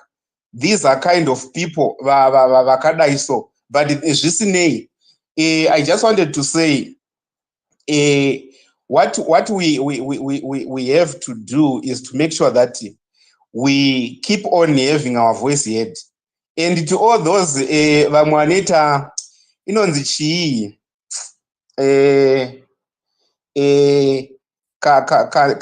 kaplani kayako kuti zvanzi kwai toda kuita shaisano. Aiwa, vanoita shaisano munogona kuita zvenyu, toziva kuti mune murimo maspesi makaterera. But to be honest, we all know kuti bato rinonzi bato muZimbabwe rinopikisa ICCC chete. Awo mamwe mahumwe awo kawo. I'm not saying vamwe tinofanira kuvaita dig campaign or whatsoever, but at this juncture, what we should be doing as the citizens of Zimbabwe was to come up together, leave all other noises, leave all other things. I know that it's your democratic right, but what I want to say here, if we are going to have two political parties, one thing that is certain, there will be no stuffing of ballot boxes. There will be no stuffing of whatever nonsense. So what will be the ultimate goal? It's going to be something that is simple to deal with. And I think the dictator will go nicely. But if we continue to have people who will be saying, oh, I want to exercise my constitutional right. Yes, of course you can. But at some point, we just have to be rational and be able to think what is better for us. Because at this point, what is better for us is to make sure that we have got one voice, or we speak with one voice and deal with the regime that we all know, that we have been dealing with for a long time. Thank you. Mngoma champion ndangachida ngoti ndoziva kuti manga musati mapedza. Ndachiti matsamwiso Jeff akutsamwisa izvozvo. Ende kana matsamwa ndokuzivai. Ndichakupai mumwe mukana kuti ukaenderera mberi. Mukoma Dobbs vanga vachidonha and Dr. Diamond mambo pepverwa way na Mukoma Dobbs. I know your hand is up, but can I quickly go to Mukoma Dobbs, ndoenda kuna Mukoma Smarters, and then I will come back to you, Dr. Diamond, unless if they still want you to speak. But Mukoma Dobbs, go ahead with your submission. Ipai Dr. Diamond, I think vakuda kureacta kuna Mukoma Jeff. All right. Endera anybody, Dr. Diamond. I wanted to, when we get dunderheads like Jeff coming on the space, assuming that people are not registered to vote, I needed to take this as an opportunity to prompt us to take some learning out of it. Kuti, you see the type of dunderheads that we are dealing with. So the way that we have to move on in as far as reacting to such dunderheads is to actually show that we are registered to vote. I, for one, am, and I'm proud to say that. So assumptions we counter it by number one, registering to vote. We laugh at them in their faces and encourage our people. We do have children, other than us being in the diaspora. Guys, we need to encourage vana vedu vakatena 18 and let them aware that they have a right, they have the power that has been bestowed in them by the fact of them being adults, 18 years of age. To encourage, facilitate that they go and register to vote, so that we show these dunderheads like Vanwanenga and Jeff coming through and assuming the unassumable. Kuti vanhu vari kudiaspora, therefore they don't have. We are still Zimbabweans. I am a Zimbabwean and I'm a registered voter. I'm in the diaspora, and I know there's a hell lot of others who are like me. So we need to take a lesson from this dunderhead and say, listen, as much as you can be running with this narrative of yours, which doesn't make sense. We do have people who are registered to vote, who are in the diaspora, who are going to be making, I'm not going to make an announcement to Jeff, but if he wants to bet me, my thumbprint with my face to show him that, yes, I was a registered voter, I have voted, and I voted for CCC. Saka ande, ngati kurudzirei, vanhu vedu kuti varegister to vote, vana vedu vakakwanisa ma 18 years, we ought to encourage them to register to vote and defend the vote. That's what I wanted to tell this dunderhead before he had gone, to say dangerous assumption, but at the end of the day, there's no amount of dunderheadness that you can come with here and try to let us know. If you are a leader, why do you have gold in your house? If you are, how do you have different bags in your house? Before we get to the defending part of who defended Priscilla Mfumira when she went to court, we want to know why would be Mnangagwa and his family be associated with any corruption, with any looting? The answer is he should not be where he is, because if he's a looter, he doesn't belong there. The lawyers have to go and defend, because with a lawyer ibasa, you earn money from it. So why would we be defending why would a whole president and his family be associated? Why would be leadership or rulers, people who are associated with the first family, be involved in corruption? Why are they even suspected of it before we get to the defending part? So I don't understand his logic. Anyway, I'm not surprised, because even Marrakesh, they could not find any better representative. Because of Asha, they could not even find a better representative other than Jeff. And Jeff is just coming out here to ooze out his dunderheadedness. So we are not having that, but we are going to vote. We are voting big, and we are going to defend our vote big. Thank you very much, Mkomaden, for Denda Maifa. Thank you. Thank you very much, Dr. Diamond, for your response. Thank you, Mkoma Champion. Yeah, we should always be in mind that there are distractions, but don't put it too hard, because some people are being paid to do what they do. So we just move on with our program.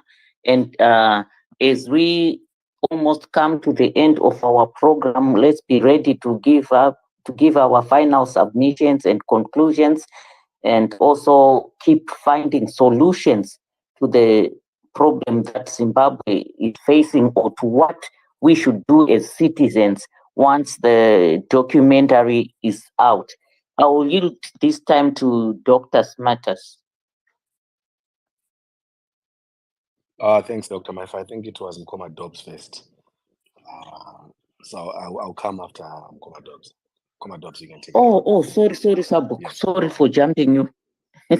And Sabuku, motitaurirawo kuti anhu enyamunotonga kubhuku kwenyuku, kana documentary rabuda muchawati chinyi?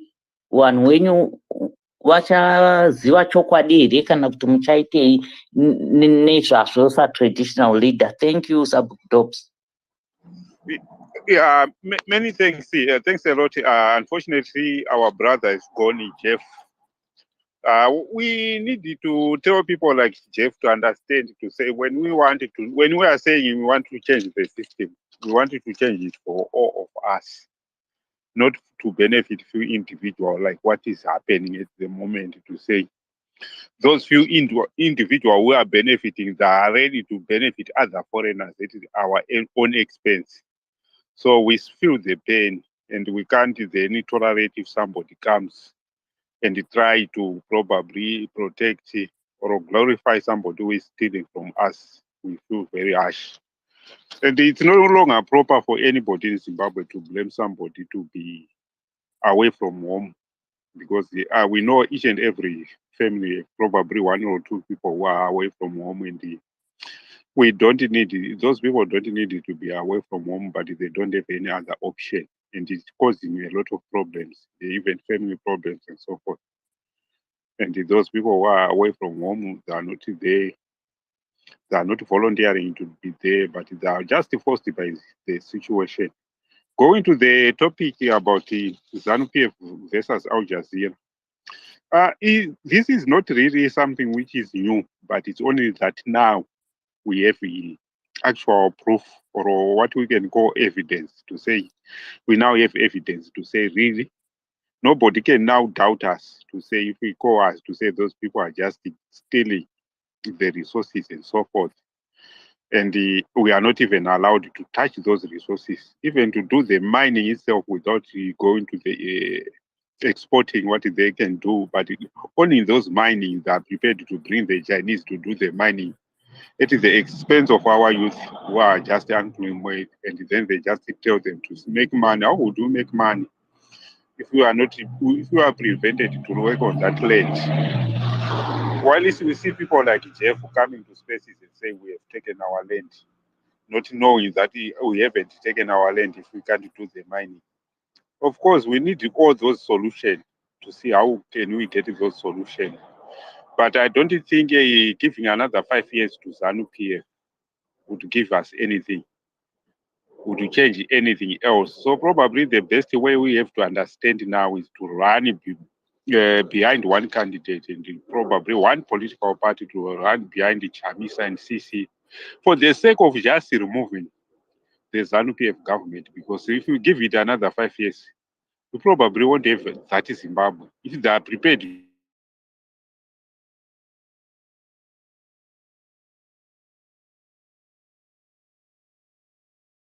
because they know that is easy to steal. Those who complain that there is a thief who get persecuted, so they will be run in huge numbers. And by the end of 5 years, we won't have Zimbabwe. It will be just a show of what it should be. We have to understand that and start acting now. It's very difficult. We know the animal we are facing, like his Zanu PF, is very difficult. Even if now they told us about it going to doing another vote blitz, if they give, by the time limit which they give to say from which period to which period, we have to understand to say it might be cosmetic. They might go to few places and register very few people. So that program of voter registration should be just continuing, not people to wait to say probably that police will be carried out by ZEC. ZEC is no longer a trusted organization. We have to read between the line to say, are they going to register when they do those visits, or they are just going to move from one place to another and arrive there unannounced and move to another place. So we have to be careful with whatever is going to happen now until election. And we also have to understand our polling stations, the way how they are being allocated to say where they perceive to be opposition strongholds that need to, and some are moved away from the constituency or from that ward to another ward in such a way to discourage free and fair election. So we need to tackle all those issues before we even reach the polling day. In terms of sending the message, it's now a duty of everybody to just continue sending the message until we get it back what belongs to us. What belongs to us is Zimbabwe and its resources. Not for us to be mentioned that we are Zimbabweans, but life is being made difficult by few individuals. Those who think it belongs to them. And all of those people who know how the country get liberated, everybody was a victim. Papungwe, anybody could be killed, no matter it's a young child, a woman, or whatever. When war was being fought, killing was being done indiscriminate. No, people would not select to say who is really armed or who is not armed. It was just going, and some of the majority of civilians for the wayside by being labeled. Watenge said that they were being murdered left, right, and center. So we have to understand to say each and every family of victims participated. So those who are saying those are the thieves. So we have to take away what belongs to you instead of let the thief hold it and hold you to ransom. Thanks a lot, everybody, for listening. Yeah, back to you, co-host and host. Okay. Maita Basa, Chief Dopsy, and you have just articulated it the way almost everybody would believe. I think nyaya imwe chete inotinetsa yekuti munoona murume mukuru kana kuti varume vakuru kana kuti maauthorities vakuru vanotaura pachena kuti munhu wese ari muZimbabwe ari kuona satellite dish kana kuti munhu wese ari kuona a foreign TV channel is unpatriotic, and that is only said when there is a possibility of those channels flighting kuba kwavanenge vakaita. So who is being unpatriotic? Somebody who wants to see the corrupt activities that you guys did, and someone who is actually planning to say mapurisa anofana varanoenda kunobvisa satellite, to physically go and remove satellite dishes from people who installed them. And for that reason, why did that citizen opt to go and install that satellite dish, it is because of what they are giving us in Zimbabwe Broadcasting Corporation. It is because in the Zimbabwe Broadcasting Corporation, in the Herald, in the Sunday Mail, we are not being given a fair chance, a fair airtime yekuti tione zvatinofanira kuva tichiona, tiverenge zvatinofanira kuva tinoverenga, but we are being labeled unpatriotic. And this is good patriotism, a different definition altogether. Then the same people are coming here and telling us that you need to go and when you are outside the country, you are being also, you don't have to complain about vote rigging because you can't go and vote. It's something that people should really understand this as we see. But in as much as I can waffle. Makamira utaura enderera mberi. Thank you very much. Thank you, Mkoma Denford. Dr. Maifa, how are you?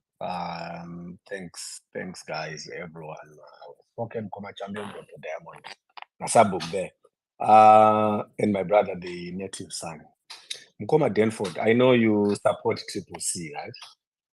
I do have questions, just 3 questions for you. I need you to verify something. I think from this space, we need to separate ourselves from dunderheads. Do you know in Triple C a guy called Oliver Marwa who is in leadership? I think he could be the vice president, secretary general, or maybe organizing secretary. Do you know that guy, Oliver Marwa? Yes, I'm familiar. Go ahead. You're familiar with the name? Yes, with the name. Just the name, right?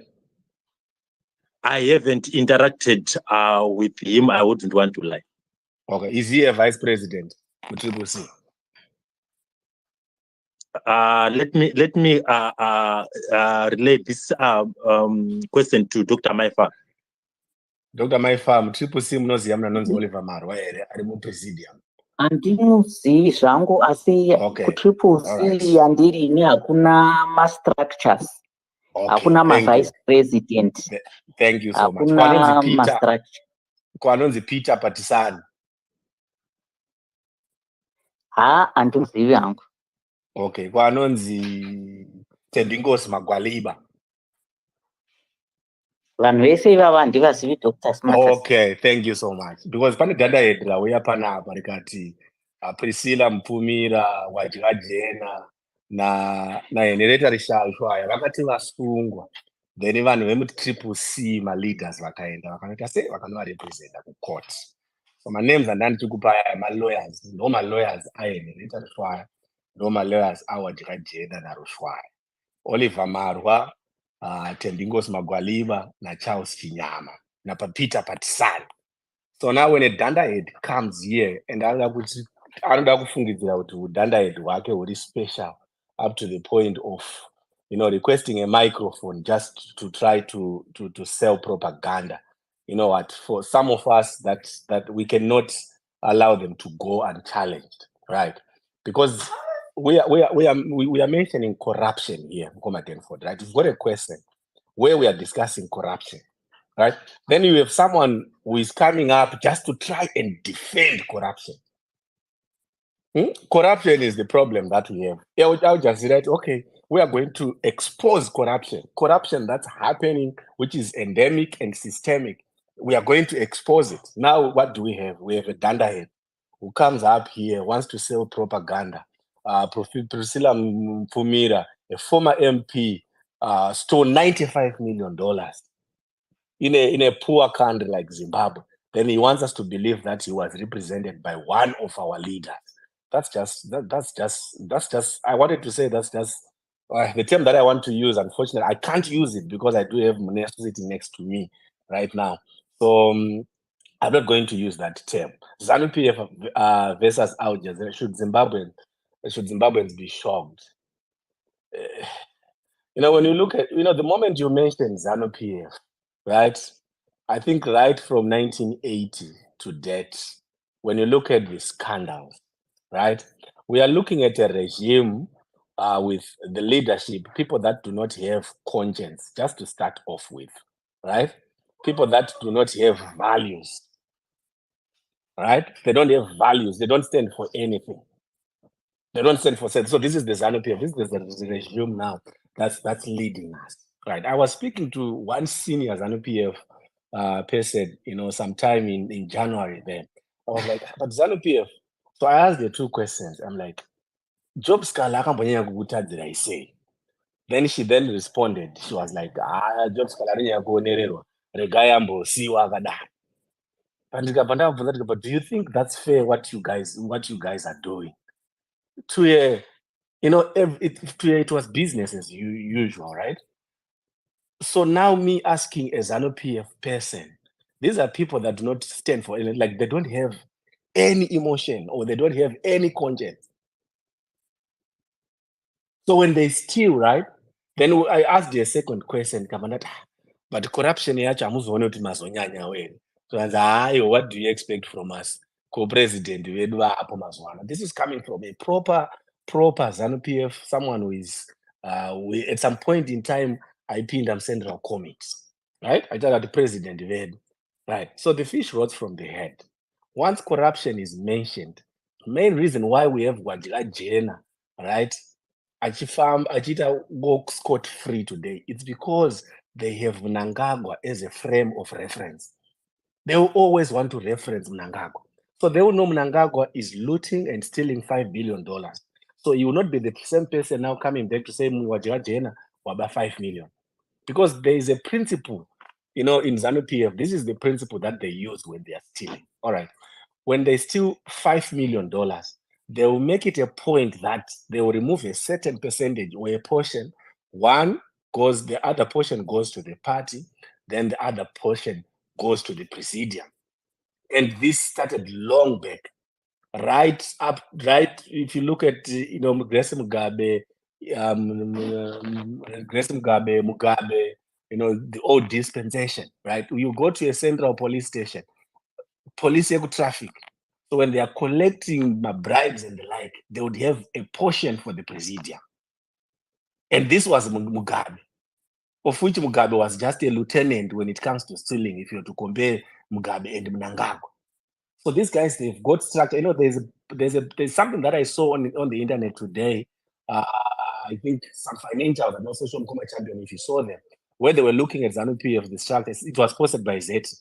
Say Zanu PF, in terms of money that they are getting from their supporters through subscriptions, I think they are getting 46,000, if I'm not mistaken, right? 46,000. But if you look at the money that they're getting from donations or from these bribes, we're looking at millions. $6 million that's coming from. And where is this 6 million coming from? Coming from the Wajira General, coming from the Fumiras. Because they know once they've stolen, they really need to make sure that everyone is included, right? So once you start stealing now, Wajira General Kabanas, then you give Mnangagwa $1 million today. That Mnangagwa is compromised.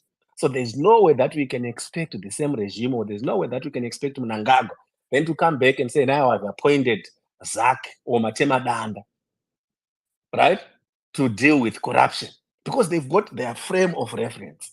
So Zanu PF will not be able to address this problem, which now lets me to come back to the point that was mentioned by Dr. Diamond there, to say, guys, as we move closer to the elections, the message is, let's get people registered to vote. I was presenting in another space to say, just look at Harare, for instance. Right now, we are sitting at 900,000 people that are registered to vote, according to the last report that we got from ZEC. And if you look at the preliminary report that was submitted for the census, Harare is close to 2.5 million people, and I feel that number is understated. We should be around 3 million in Harare.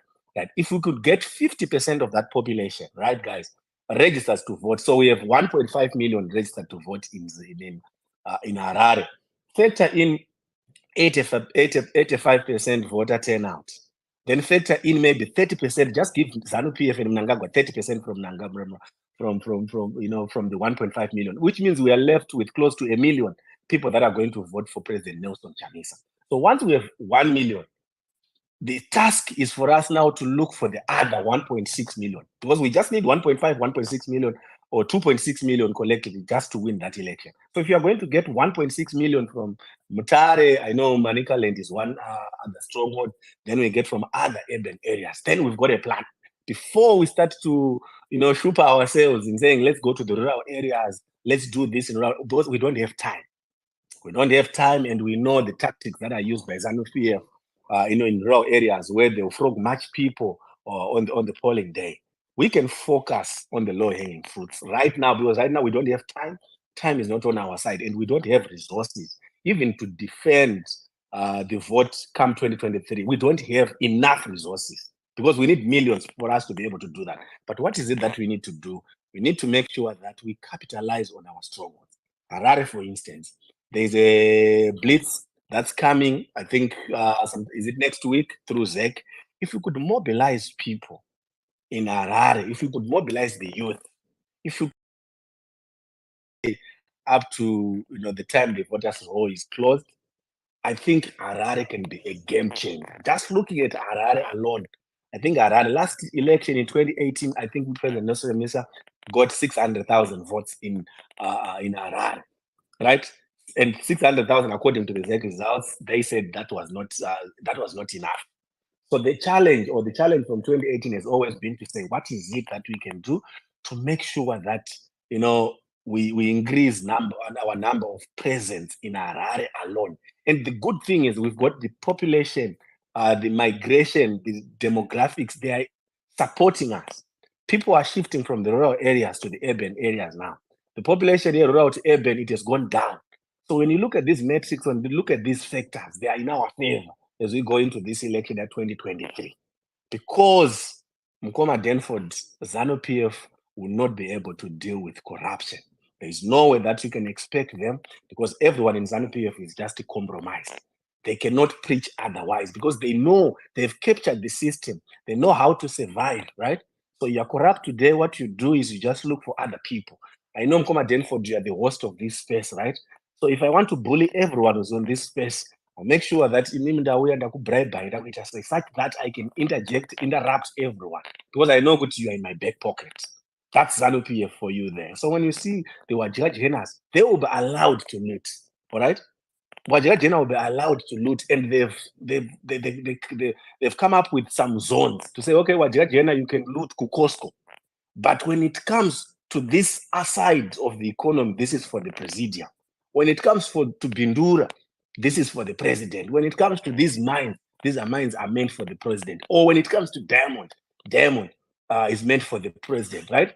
So what does it mean? Which means now Zimbabwe, they've segmented Zimbabwe into some different niches and different markets for ZANU-PF, for the elites. So when it comes to diamond is for the president, which leaves me with cotton. Cotton is for Wajira Jena, right? Then what about NASA? NASA is from Mpfumira. But remember to pay Caesar what belongs to Caesar. You still 95 million, 9.5 million, you have to give it to the presidium, or you have to give it to ZANU-PF, or you need to make sure that you do something that's going to benefit ZANU-PF at the end of the day. The only way we can deal with corruption in Zimbabwe today, and this is not news, something that we've been talking about, we need to remove ZANU-PF. How are we going to remove ZANU-PF? Let's make sure that in Harare, let's increase that number from 900,000 people that are registered to vote.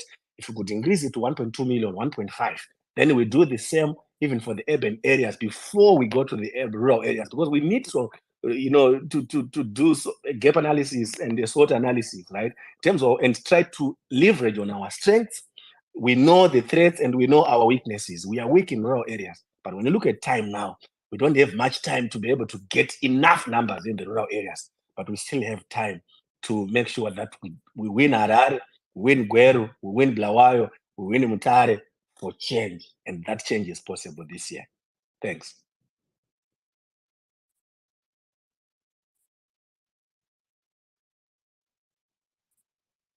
Well, thank you very much, Mkoma Smartas. Mkoma Smartas, you captured me. You captured Dr. Maifa. You can bully people, right? It's not tender. That was so analytic, and our response to that is only to say encouragement has to be made by both us on the outside and those on the ground to say everybody has got to take a responsibility of going to register or encourage other people to go and register. Unfortunately, there are some reports that we also heard to the effect that there is also a ghost law that is taking place within our ZEX offices, where people are deliberately just making sure that maybe 3 or 4 people are registered an hour or something.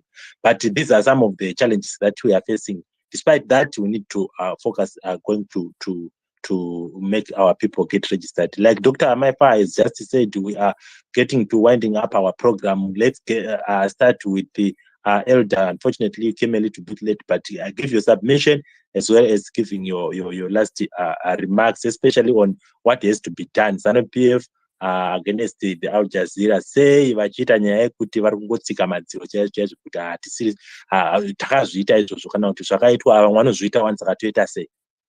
Go ahead, Elder. Well, thank you so much, Denford. I actually came in a bit late due to the power cuts. Remember, we have got some load sheddings. Regarding to this issue of Zanu PF and Aljazeera documentary, chandinoona ndechekuti documentary wangu riripo asi ivo fear vainayo ndeyekuti vanozviziva kuti zvese zvairekodwa ende ivo vari kutya kuti zvikazenge zvazonyatsobuda pachena zvichitaurwa nezita kuti ningi naningi naningi naningi ndo vakaita izvi, inyaya yekuti vakutoziva kuti vanhu vese vanozviziva. Chokwadi chino hakuna munhu asikachizive kuti vanoba kuba vanoba ende kuba vakaba nanhasi vanongoramba vachingobirira. Chatinongofanira kungoita isusu is just to be solidarity. Tongomira semunhu umwe chete. Dambudziko ratinaro ratichiri naro kakadambudziko katichiri nako kanhu kamwe chete kekungoti hatikwanise kuti timire takabatana as a sovereign citizens. Tikamira sema-sovereign citizens nekuti tinosapotana pama-platforms edu.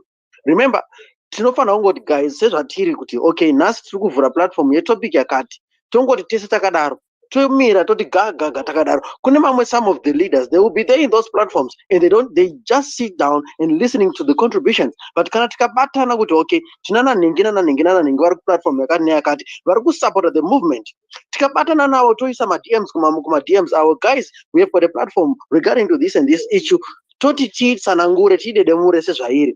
Tikadaro tikangoita chinonzi kumuona umwe tokomba churu tiri tose, nekuti ndikarikomba churu ndiri ndega handikwanise kubudirira, asi tikakomba churu takaungana semhuri imwe chete kuti tirwise churu ichocho tichidhirize chiwire pasi, tinoona tabudisa Zanu PF in a space of a short time.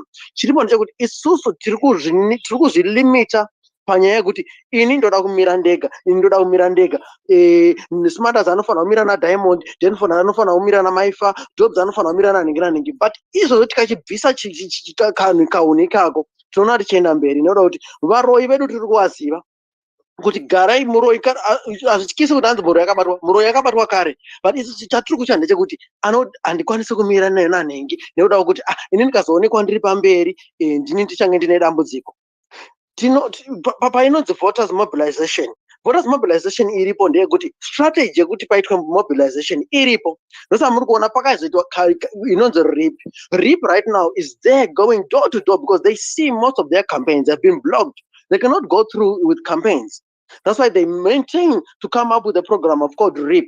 RIP is there. They are these focused youth. They are going door to door to the youth, urging them, mobilizing them with the facts and the truth in between that. So movement here, it needs our support because vana vechidiki vari kudara mangwana rakanaka, but isusu vakuru tiri kushandisa nyaya yeudhanda hedu yokuti zvakamboitika pai takavhota takabirirwa, saka kuvhota kwatakaita makore mangani tichingoramba chingobirirwa, saka it's better kungosapota Zanu PF yacho. Uri kuona ndopatuti we lose hope due to something that we can do as a sovereign citizens. Tongobatana tochita chimwe chete kuti vana vedu mayouth edu nesu vacho tongoita chinhu one, tove nemuono umwe chete tochidzirisa ichi churu with a space of little months. Tasara nemamadzi mangani mashoma asara.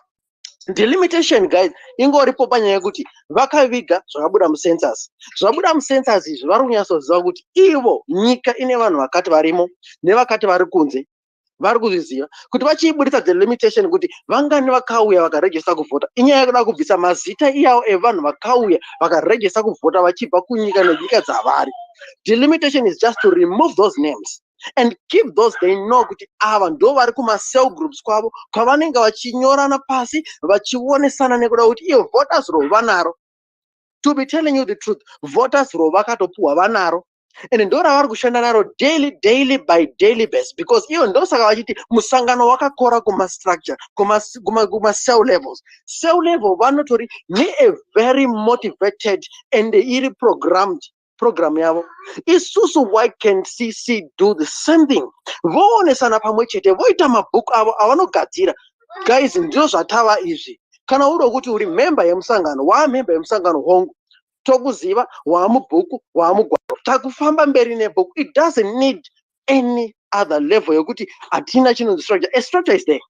Ndosa uri kuona kuti kwana ma-MP kukwekwe kuna MP, kwakati kuna MP, Mwarare muna meya muna MP. Those people, that they are the structure right now. They need to be working with the citizens.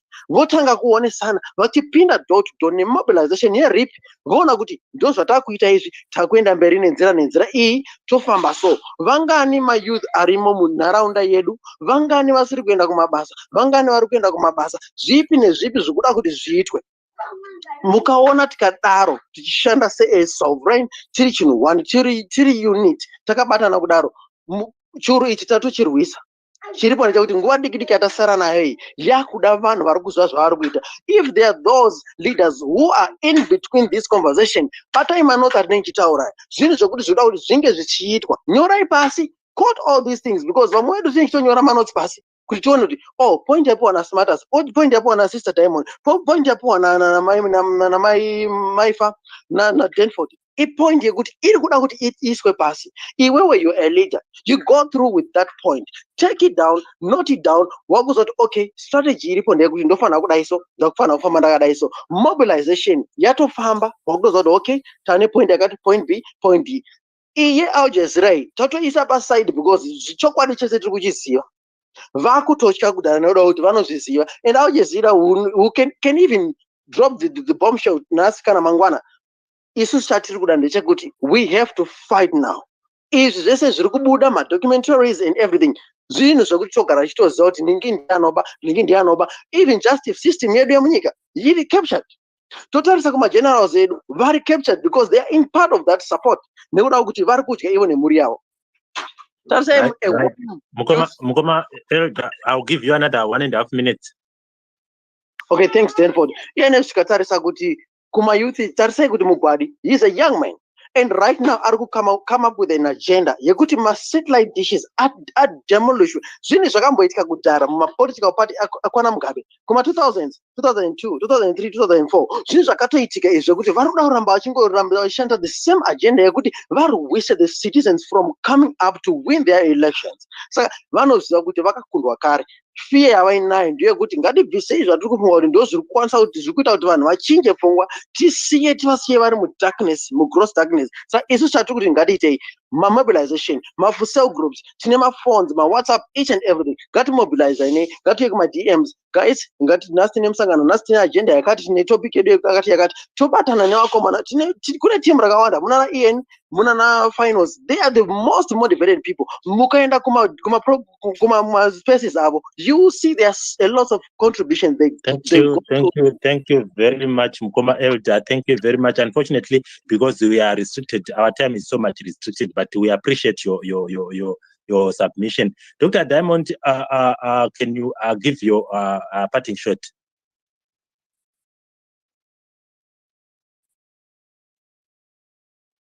Ndofunga vari kubika.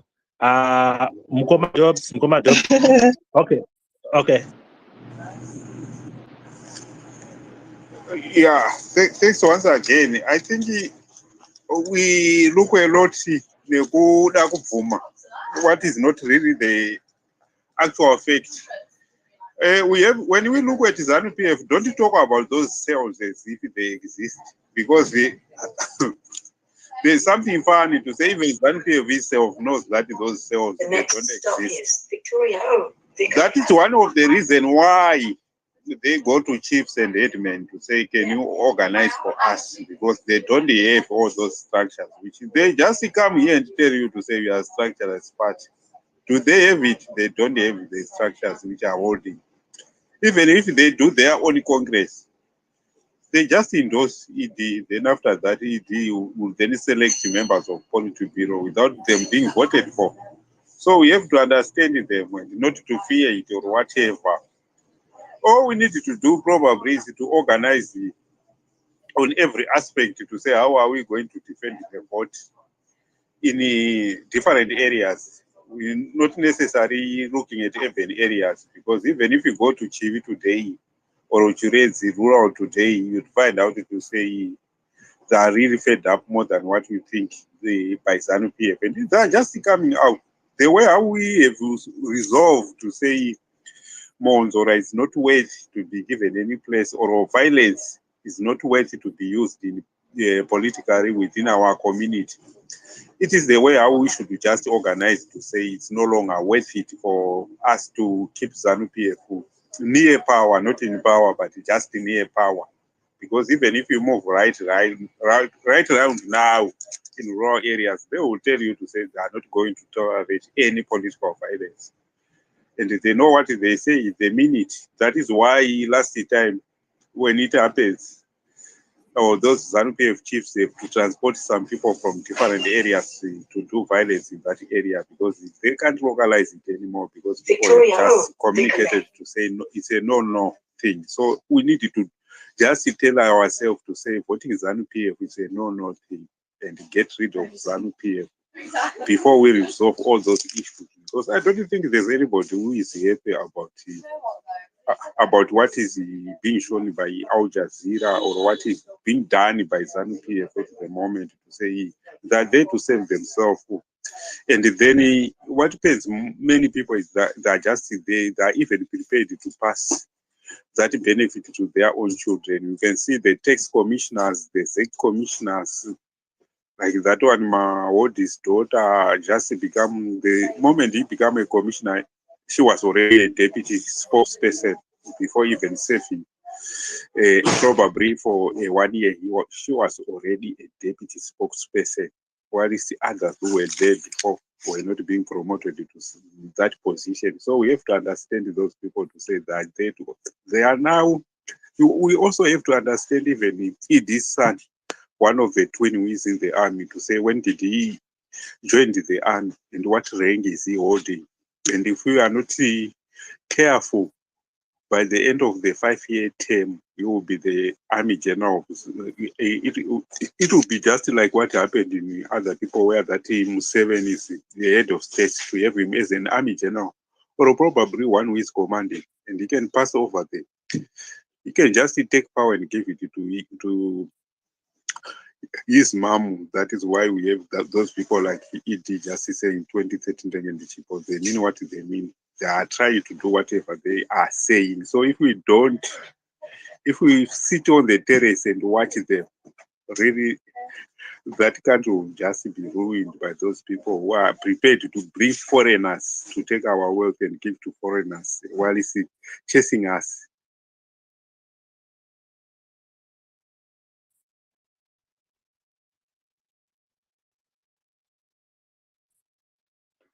Thank you very much, Mkoma Dobbs, for your parting words. At this time, I will call the nation, then Dr. Diamond, in that order. Thank you, the native son. Thanks, Mate. Yeah, thank you.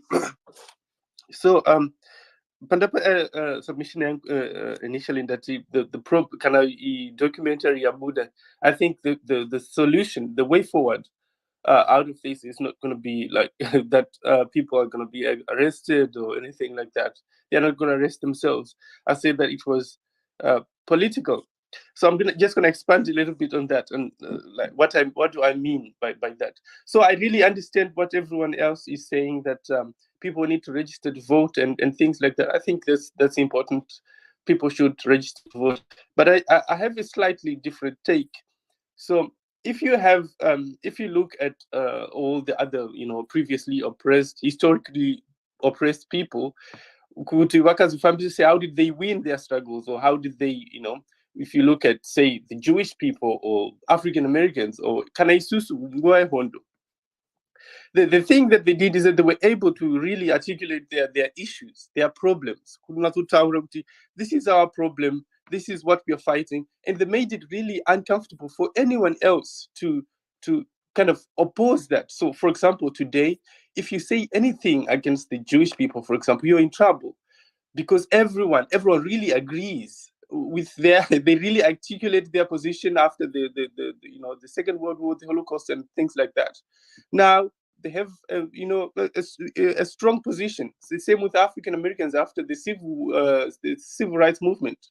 Now racism was not acceptable at all, and this really came from the African Americans. The issue of racism, it was acceptable everywhere else, but the fight really for really came from here. Even us, Black people in Africa, we were able to really articulate that this is the war that we are fighting, and things like that. And there were different ways to fight this. There was music, people wrote books, if you listen to the blues and the souls of the 80s, and you listen to the poetry, listen to the Malcolm X's, read James Baldwin, and also us in Zimbabwe, if you listen, Thomas Mapfumo and things like that. So they were really able to express articulate their struggle, and really look at the world in which they lived, and try to find other movements that were happening, and put and they were able to put their struggle within the context of the world at the time. I think this is what we need to do. We had Samora Machel in other countries. We had people went to Yugoslavia or wherever to fight, because they were able. They made their struggle at the time. They made it relatable to people across the world. All across Africa, right? They made it relatable to them. They made their movement, even per civil rights movement. Most of the leaders, when Miriam Makeba, they lived here, because they had all Harry Belafonte and all this kind of people. W. Du Bois died in Ghana. There was all this world kind of movement that this is what I think is lacking here. So when you hear, for example, Zanu PF, they come up with the bills and whatever, they try to stifle that, so you come back here at home. You don't talk to other people. Come back, let's fight here, because they know that back home they have the judges, they have the shotguns, they have the water cannons, they have the electoral system, they have everything. You can't win here, but this is where they want the struggle. And once you're stifled, the only narrative that comes out, what Ramaphosa hears and whatever, is that it's the sanctions, because they are the ones that are controlling the narrative outside, and Ramaphosa is not going to go against that. So I think that we really need to be able to bring this, and not I think we should also step away from this. Now we say Zimbabweans are educated. Zimbabweans, I haven't seen any musicians. You don't have to be in Zimbabwe to say, okay, if you're in Zimbabwe, you can sing against the government. But there are a lot of other musicians outside the country. Why can't they sing songs? Why can writers write books about what's happening here? So I think we really need to look at ourselves and really, really, really put our struggle out there, so that we can relate to what's happening. It can to what's happening in our world today, and have this kind of movement like what they did, all other people did that fought this kinds of struggles. And also, I just want to highlight that with all these groups that are forming, ED for Mapostori for ED and this for ED, the reason why they are going, these Mapostories are going towards ED is not ideological. It's just that what would be my concessions is they're getting this, and if you support us, we let you go here. If you support us, so. This it's a facade. It can go away if you really promise people that what you're getting here, we can do this better. Yeah, it's not ideal. It's like udongoine msikana wako or mkomana wako, or I mean anengari a bad person or something. You are, we know if a better person comes, then they'll go. It's a bad example, I know, but that's what I'm trying to say here. It's not ideology. Ideology. They really believe what Mnangagwa is saying and things like that. Then it would need a different sort of approach. But this is just, transactional.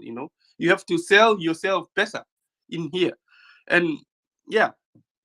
So this is what I think. This is not what when the documentary comes out. Now we have the evidence of the people. This is what I do. It's not someone else, And this has to be a political. This has to be the where the genesis of the political movement to say, look, this is what's happening, and out there, people, you don't have to be, people out there, and they really, really, really, we can't, put the message out there to say this is what's happening in Zimbabwe, and because also sometimes people want to know what they can get from associating with you, so you have to kind of put all these things in context. Thank you.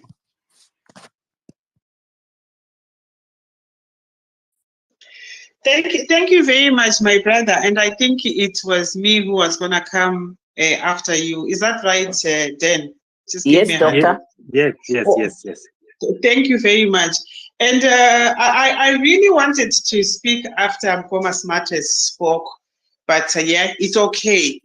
Everything that he was saying, Kwandiri, that's action plan. That is what we ought to do, because ngano dzese takadzinzwa. 43 years later, we are still at the same place where we were. Tichingori patanga tiri. So therefore, what needs doing? And I love facts. Smarters is a factual person. Dosaka akamakwa zvekumakwa zvezvia nematanda heads. And we are here to sit bumper to bumper with them when they try to spread their propaganda to make it look like these are facts, or try to make it sound like they are very factual. We got Jeff Panapa, maybe he was a representative of Madanda Head, Awuya, and he even failed to present his propaganda. And when we have people like Smarters coming and letting us know, guys, that's not true. Because what's likely to happen if we don't take note of such people is Kunevamo Vasiri as knowledgeable as me and you. And as much as we may be knowledgeable or Toya Panapama spaces and listen to the Dandahead coming and spraying his propaganda, the likelihood of things is them reaching out to people in the rural areas or even my urban cities and telling them, by the way, this happened, and it becomes gospel. Saka, we cannot allow those Dandaheads to continue, because Pataveri Panapa, where we are in a critical time. We don't have 10 months, we don't have a year, we don't have 2 years. And we have to understand, if we don't act right now, if we don't act, Patiri Panapa, as we are talking, last year we were saying next year in 2023, little did we realize kuti hatina time yekuti timbotenderera nengano dzisingaperi. What then do we need to do? The way to go ahead is not the only way. One of the ways is for us to be able, like Smarters were saying, numbers, and numbers, please. Yes, in the rural areas, we actually know Kutijo. Most people understand Kutijo. Zanu PF has failed us. Mbuya wako na mbuya wangu, they know this. Vanozviziva echolote kaya lapemvela khona mina vayakwazi lokho. But what then happens is what Zanu PF is good at. We saw Murume Mkuru, a proper granddad, saying he's appreciative because mwana wevu andirangarira akandipa komiti yesimbi, not even a China cup, no, it was komiti yesimbi. and anti-pabare sipo. That is what ZANU-PF will do. And obviously, we know what then happens in the rural areas. People are frog-marched. When you are voting, there's a CCTV or a camera which is watching you. They end up believing in those things. So what do we do? What do we then do? We have to take advantage of the urban areas that we have. And if I was listening very well to Mkoma's matters, as I would have supposed with everybody was, you would notice that we've got so much power to accumulate ground, if that's the right word, to accumulate so much ground within my urban areas, such that when we then go in the rural areas, I'm not saying we are right off in the rural areas because we are campaigning big, my rural areas. One brother was talking about RIP going out door to door. Yes, there is RIP, there is Mukwazo going on as we are talking right now. And the women are coming out. Anamai Mkwada, there is another program which has sprung up in Onzirua of women. We've got our young people who are doing work from this end, if we've got the rural women doing it from the other end, and we are looking forward to men coming up together as men as well, so that together we can then campaign, we can then register to vote, and then we can vote and vote big, because we need the numbers. I can't really, I'm not a numbers person, but when I hear people who know numbers speak, I get so much excited, because if you look at the margin of difference here, presidential votes between between Mnangagwa and President Chamisa, it's not a big one. It's not a big one. So we don't have too much work to do other than that covering ground in as much as numbers are concerned. So let's register to vote. I know a lot of people are coming through and say, oh, yeah, register to vote is good, but there is no but. Because we are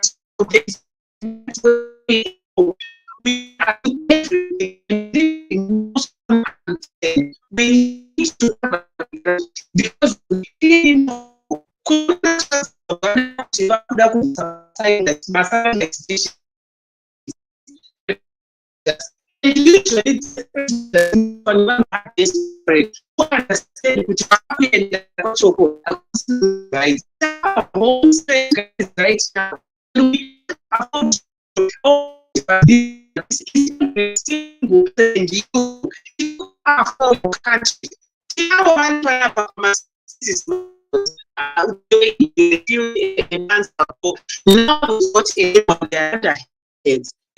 been it's not okay. It's just a snapshot that audio. If we are going to have the data heads come in, speak their propaganda and give them an opportunity. People, I can see people I just not another 5 years. The job say, after 5 years, what we are giving you, numbers are going to actually silence you and silence you. Jeff, we are registered to vote and we will vote. Thank you very much for the absolutely brilliant space. And thank you very much. Mkoma's matters, I understood you very well. If you want to hit the bottom, go and corrupt the Msoro. Right now, the whole first family, like I said, they are being implicated. Like, if it's not that, it's that. If it's not that, it's that. We've had all the corruptions, and most of the times you can hear them being implicated. So the Msoro itself, the Msoro is the corrupt, which is then making kuti. We cannot blame Mugwadi kuti Mugwadi has visirema satellite dishes. Why is he advocating for that? This guy who makes noise, this pedophile in South Africa, and not only sanctions every single time. Even if you give one of the idiots a river space, Mupe Mike and ask him to answer to the question of the day. Sanctions. Those done underheads, as much as we blame them, but look at the head of the fish, because so I heard you, Mkoma Smarters, and thank you very much for every single one of us who has come up. I would have wished Mkoma Denford to have a few female voices. Saka maybe for the future, tokumbira kuti we invite more females, because at the end of the day, maakutoita fange kuti imimi mega ndimi muri pa forefront, isusu madzimai tiri kuteera mumashure. We want to be with you, not ahead of you, behind you, but we just want to be parallel with you. Tichifamba tese tichienda. So please, learning point, invite as more women as you can. Thank you very much, Dr. Amaifa and Mkoma Denford. And I yield the mic. Thank you very much, Dr. Diamond. And because of our time, each of our speakers will round up in at least 2 minutes. Let's go to Dr. Smarters, Dr. Ranga, Sabuk Dobbs, Mkoma Champion, and finally Mkoma Ntaba is back.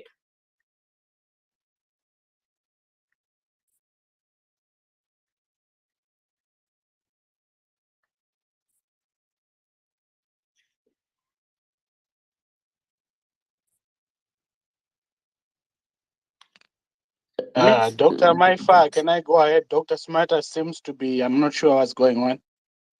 Oh, go ahead, Doctor. Okay, he seems to be back. Dr. Smarters, if you No, want go to go ahead. ahead. Go ahead, my brother. Go ahead. I was attending to something here. Sure, You can sure, go ahead, sure. yes. Thank you. Thank you so much. Just wanted to say to everybody, thank you for this great space.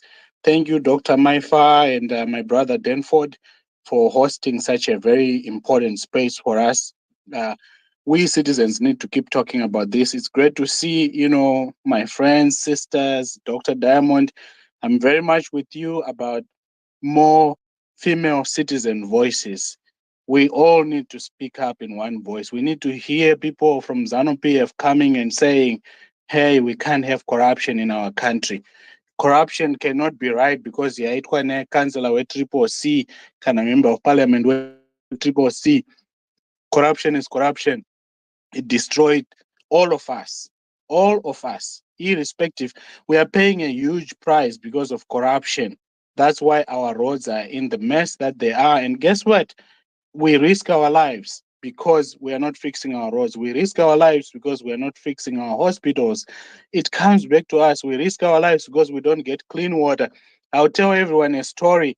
When I was applying for my disability insurance here in America, they said, how often do you visit Zimbabwe? Oh, maybe every year, maybe every other year, whatever. Because of that knowledge, my insurance premium for disability insurance went up because they said you are a high-risk country. And, insurance companies do what they need to do to make sure that they charge the right amount of premium for the risk that they are covering you for. And I'm saying that to say we are all paying a price because of the mess in our country.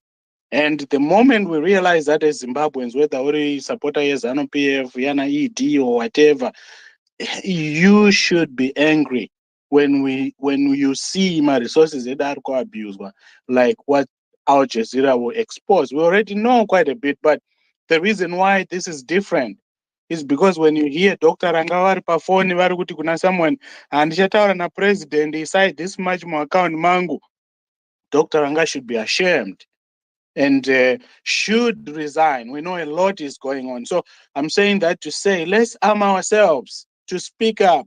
And look, speaking up makes a difference. Nobody should tell you that social media is a waste of time.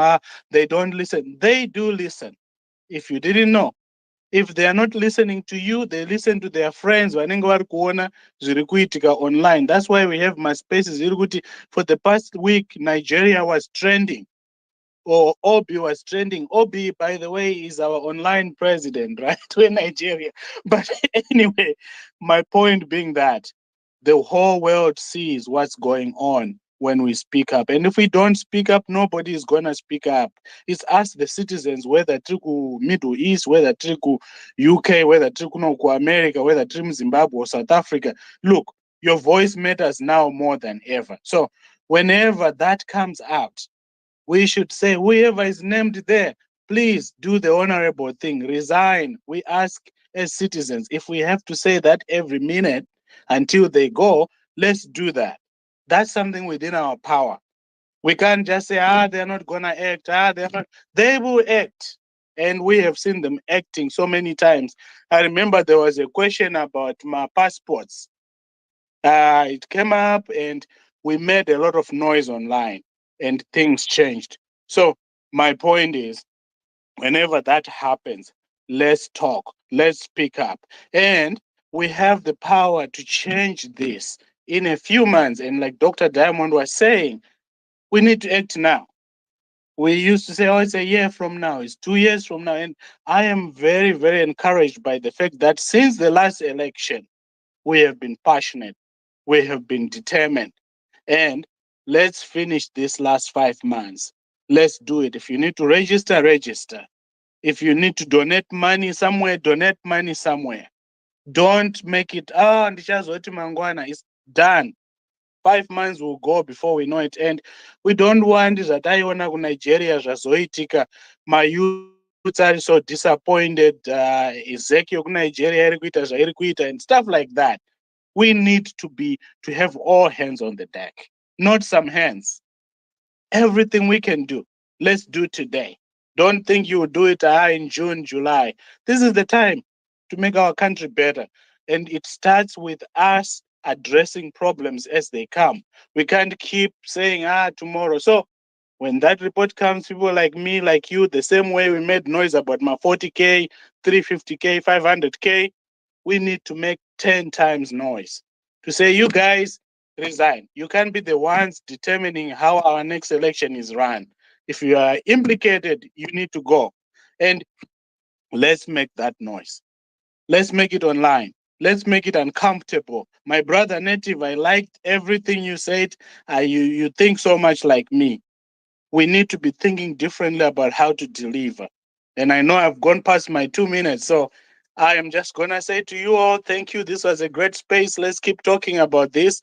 The power is in our hands as citizens. Let's never feel helpless. Let's not feel like, look, it makes a difference. And if any Zimbabwean today thinks it's okay to defend the indefensible, shame on you. Because our mothers, our sisters, our brothers are dying today because our country is on its knees because of these guys. And there's no justifiable reason why they should keep looting and why they should stay in power. Thank you so much. Thank you, Thank Dr. you. Ranga. And because of time, I will this time to the host to give each of 1 minute maybe so that we conclude. Thank you. Over to you, host. Yeah, thank you very much. Mkoma Ndaba, Mkoma champion, and speak truth. The order like that.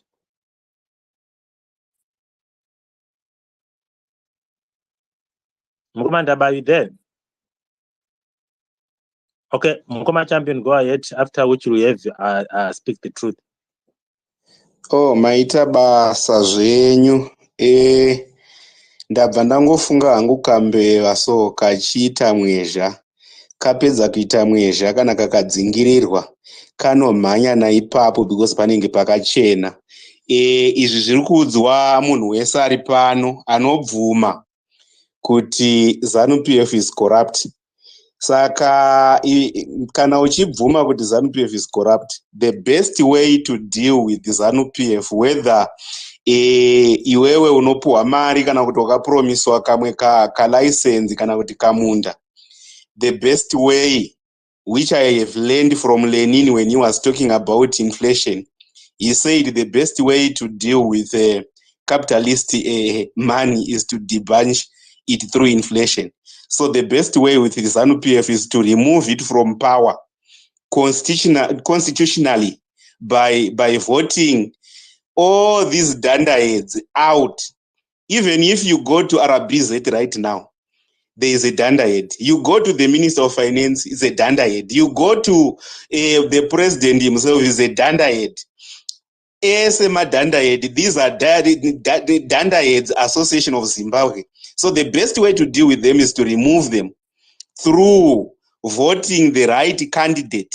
We will be able to represent you in the best interest. Who is going to respect the principal-agent relationship? Who is going to respect the issue of steward leadership? That is supposed to be seen. We no longer need people, when you tell them what to do, they think of killing you, they think of kidnapping you, they think of silencing you. So I think if we unite each other and become one and speak as one, like one of the theme that we have, one people, one vision, and one thing to be done. Remove ZANU-PF. Whether you like it or yakambokupa mari ayo wasiyana nazvo, haungasweri uchitongwa namadhandaheads asina chaanoda kuachievha. Anoti iwo anoda kuitwa magame changer at 8 years. Ndio mashura zviwa. Ukaona uri mudhara wapera hauna kana chawakamboita muupenyu, wosanga kuti toda kuita game changer. Game changer yaani? Bvisira kure tsvina iyo. ZANU-PF yakafanana netsvina, it must go. You mustn't be shy. You mustn't be even ashamed. Just to say, ZANU-PF and Mnangagwa, you must go because you are no longer a true reflection of the real ZANU-PF. Darere chimurenga, rana leopard takawira, nevamwe vakanga vari kumashure uko. Idzi dzangova mbavha, revolutionary criminals. Revolutionary oligarchies, which are just meant to cause havoc, who just think that transfer of wealth is from them to their sons. So the only best way is to remove this nonsense. Inda unombonoterera imwe video yakaitwa naMalema wakati, to those who are in diaspora, when you go home and remove this nonsense called ZANU-PF. When you are here in diaspora, it's your home. But when you go home, remove that nonsense. ZANU-PF is nonsense.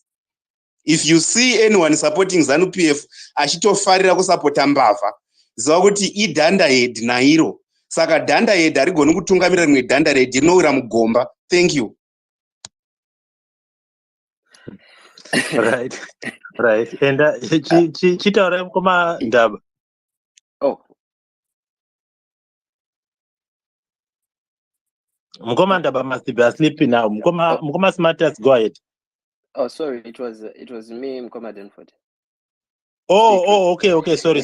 Go ahead. I respect it. Sorry. No, it's okay. It's okay. I'm glad you're having this space where people are talking about unity, because I think it's about time we united on these spaces as well. I liked what Elder said before, to say that we now need to come together more than what we have been on these spaces, because yes, we are the ones who are in the diaspora, and we need to now coordinate and ensure that we utilize these spaces to bring everybody who wants a better Zimbabwe to come together. We cannot carry on fighting with people that we fought with from before. I think we need to just bring, for the common cause and the good of the country, all the Zimbabweans together and try and establish a common goal. Kana kuti tozoblogana after my elections, let's do that, but for now, let's just unite and focus, right? So I go on the fundraising spaces. Some of these the kids that are trying to fundraise NERIP and stuff like that, Snengena Namako and others, and I donate when I can. And I think the sad part of it is, Kuti, like whenever the spaces happen, you don't know that they're happening. They just happen, and there are less numbers on those spaces, right? I think there is a tactic that happens whereby when something is announced that something is going to happen, other people open other spaces so that we don't coordinate and come to unity of purpose, one space where we need to get solutions to our problems. It's happening on these spaces. And I speak a lot to Mkoma Finals, and he said that he's prepared to say, like, look guys, we can come together, bring the numbers together, even if it means like we say we are going to suspend, we're not going to talk about this topic between this time and this time, and we know what's happening at that time, and then we advertise on all our spaces and our pages so that we get the maximum input that we can from these spaces. We now need to start doing this. It's important that we put aside our small differences and work together as Zimbabweans, because what we want is, I think, the same goal, right? So I think this is critical to maximize these spaces. I am glad a lot of people have spoke about that on these spaces, and I hope we can get together and get this across to everyone who believes that Zimbabwe can be better and believes in a Zimbabwe where everyone can contribute, right? So like I said, let's unblock those who we differ with slightly. We can block those that are dunderheads, but the ones that we slightly differ on the trajectory, they've got something to contribute. We cannot stay in echo chambers where we are just listening to the same ideas all the time. We need to open up and actually take notes when some of these things happen. And I know most of the speakers in here, I've seen you guys on platforms I follow, and we follow each other, and yes, this is what we need. We need to form that community online. That is strength, okay? And then diasporans, like, if you can't go home to register to vote, or if you can't go home to vote, get in these spaces where these kids are campaigning and looking for support for the campaigning. Go and put in £5, whatever it is, $5, $10, whatever you can. Just support them so that they keep the momentum going. We can see the work that they're doing on the ground, which is commendable when young people take the initiative, but they're going to need the sources and the funds. So we need to support them as much as we can. Okay. Yes, people will come on these spaces and say, oh, everyone who's on this space is in diaspora and they're not going to vote, so their voice doesn't matter. If my voice didn't matter, why are you here 24/7 hounding us on social media and trying to discourage us and trying to put us off? We have power, people. We have power because we have the voices. We can produce material to push the narrative and change the narrative, right? So we need to utilize this effectively and use that in a powerful way. So for me, going to the topic as I sum up, Zanu-PF versus Aljazeera, should Zimbabweans be shocked? Guys, I don't think the documentary is a shock. But one thing I know what the documentary has done is thrown a cat amongst the pigeons, right? So it's made me realize that I used to think, right, Zanu-PF and the government does not fear the people. The panic, Yevarakashi, this week has shown me that, you know what, they are afraid of the people. They are afraid of the masses. So you have the power. The work that they've been doing, sleepless nights on these spaces, trying to counteract the narrative, is evidence that we are still the masses, right? We are still the majority. And they know when this comes up, it's not going to shock us, but it will put faces behind the money. It will have people confessing in real time what they do with our money and our resources. And if that's not treasonous in its nature, I don't know what is, because they have stolen generational country worth of wealth, and it's been shipped into personal bank accounts that we need to claw back every single dollar. So I say, keep the way you're going. We listen, we're taking notes, we are learning every day.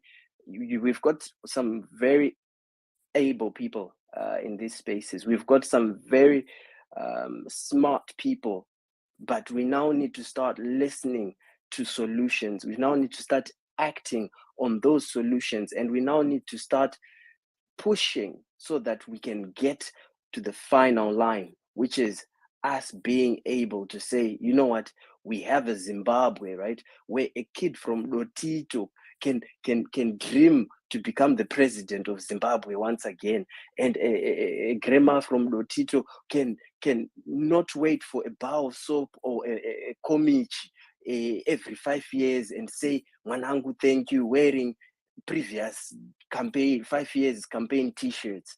That needs to stop now. And I think we have the momentum, we have the people, we have the brains, we have to utilize them, and we have to be active all the time. Thank you very much. And I land there. Thank you for your time.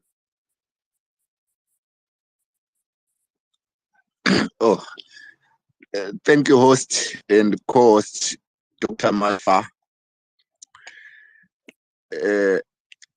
During the early days of our liberation struggle, Nkomo stated that if the economy is the problem, we'll go ahead and destroy industries.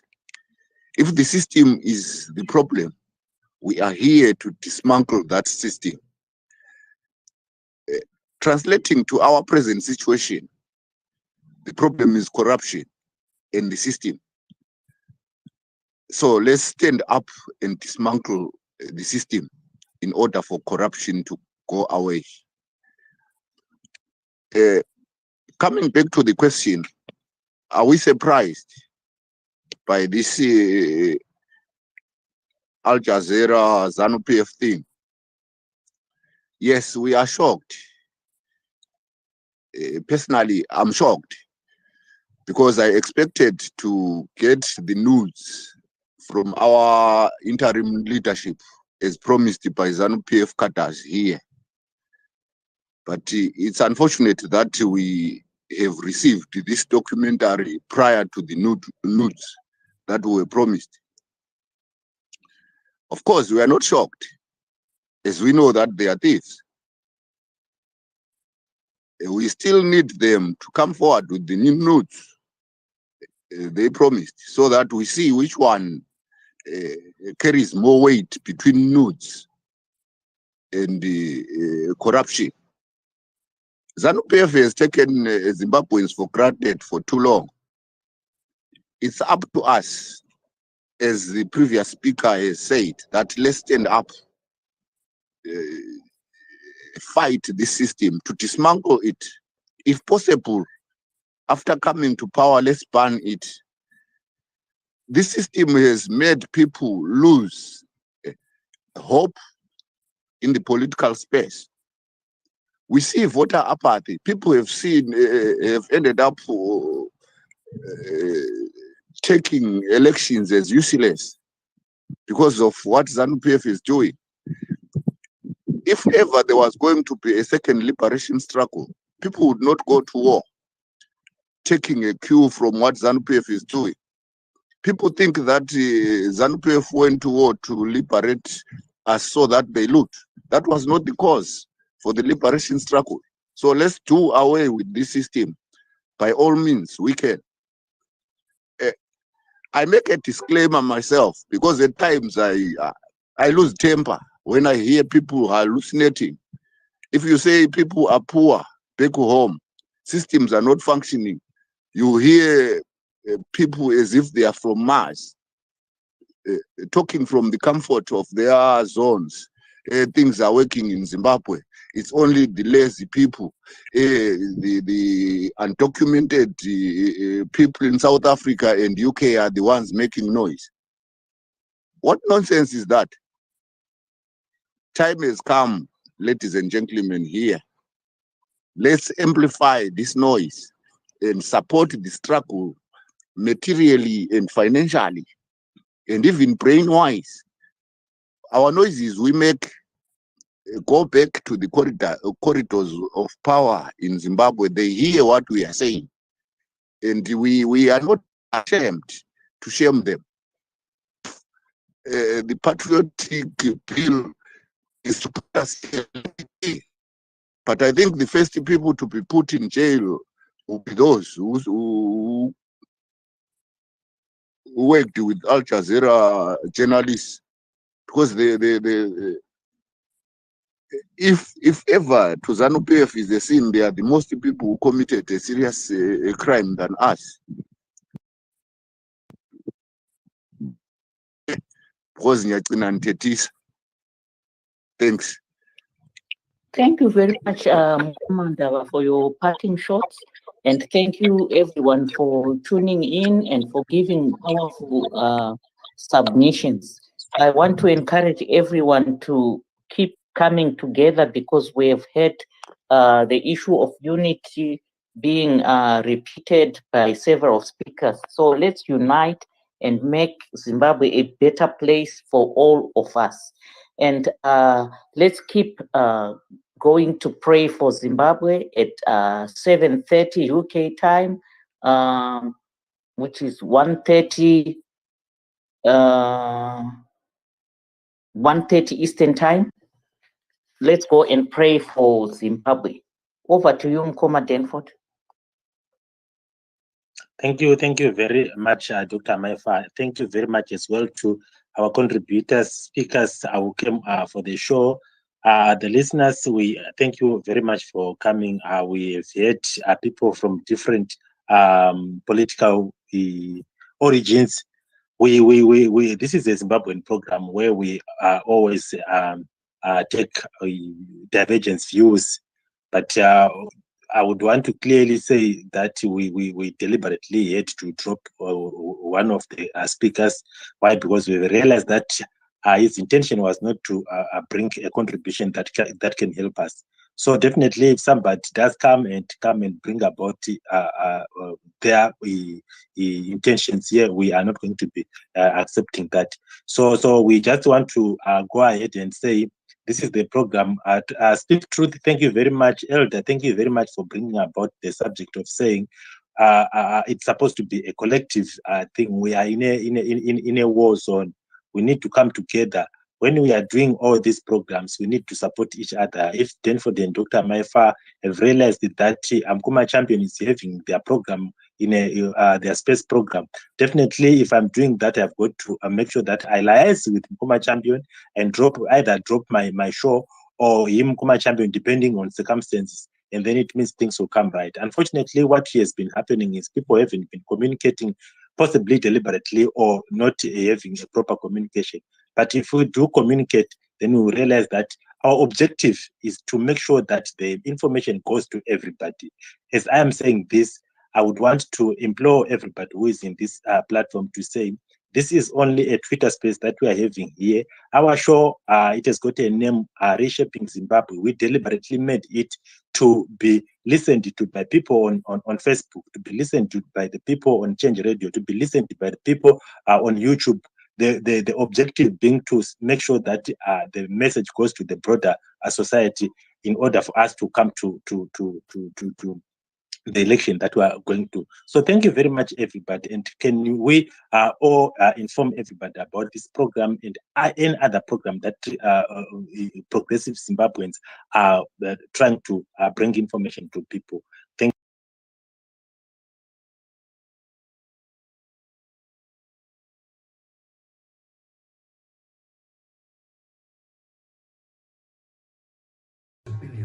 Money laundering operation. The gold mafia is bigger than the government, with financial institutions, regulators, and governments complicit. Zimbabwe is open for business. It is as right as the strike now. In a 4-part series, Aljazeera's investigative unit goes undercover in southern Africa. We control 90% of this government. Once it's defined, it's practically brand new gold. Coming soon on Aljazeera.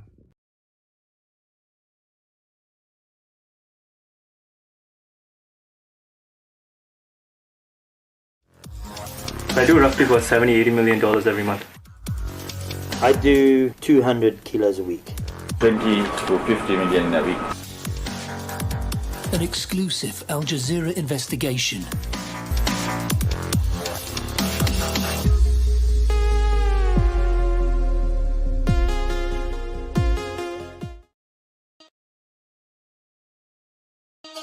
dirty money into African gold. I went to jail for gold when I was 21. I do roughly about $70-80 million every month. I do 200 kilos a week. 20 to 50 million a week. An exclusive Aljazeera investigation. There is a hell of a big opportunity to wash money here.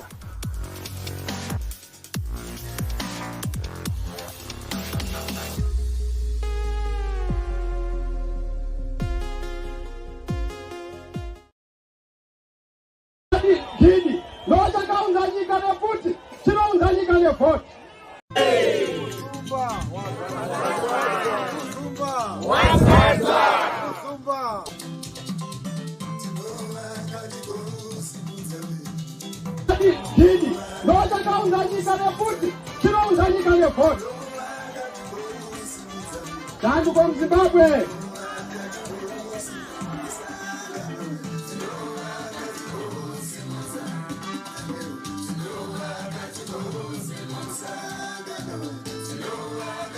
Look, we are very worried that the citizens' movement by the criminal abuse of the cause by Zanu PF.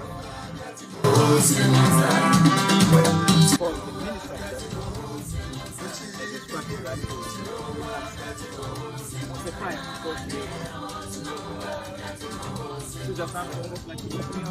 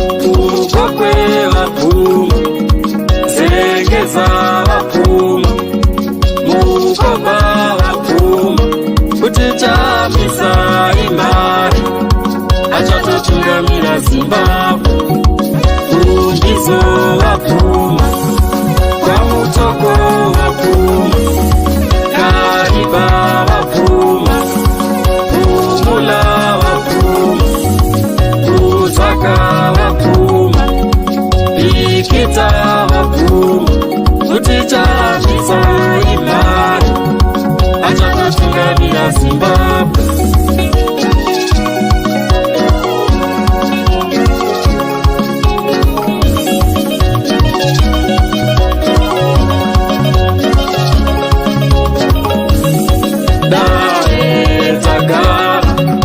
Bashami wese wapuma, uticha miso imani, acha tutungamia Zimbabwe. Dare takara, diaspora ya puma, uticha miso imani, acha tutungamia Zimbabwe. Dare takara, mondoro fenika ipota puma, uticha misa imani, acha tutungamia Zimbabwe. Dare takara, ndiyo sitwe kudeka zapuma, uticha misa imani, acha tutungamia Zimbabwe.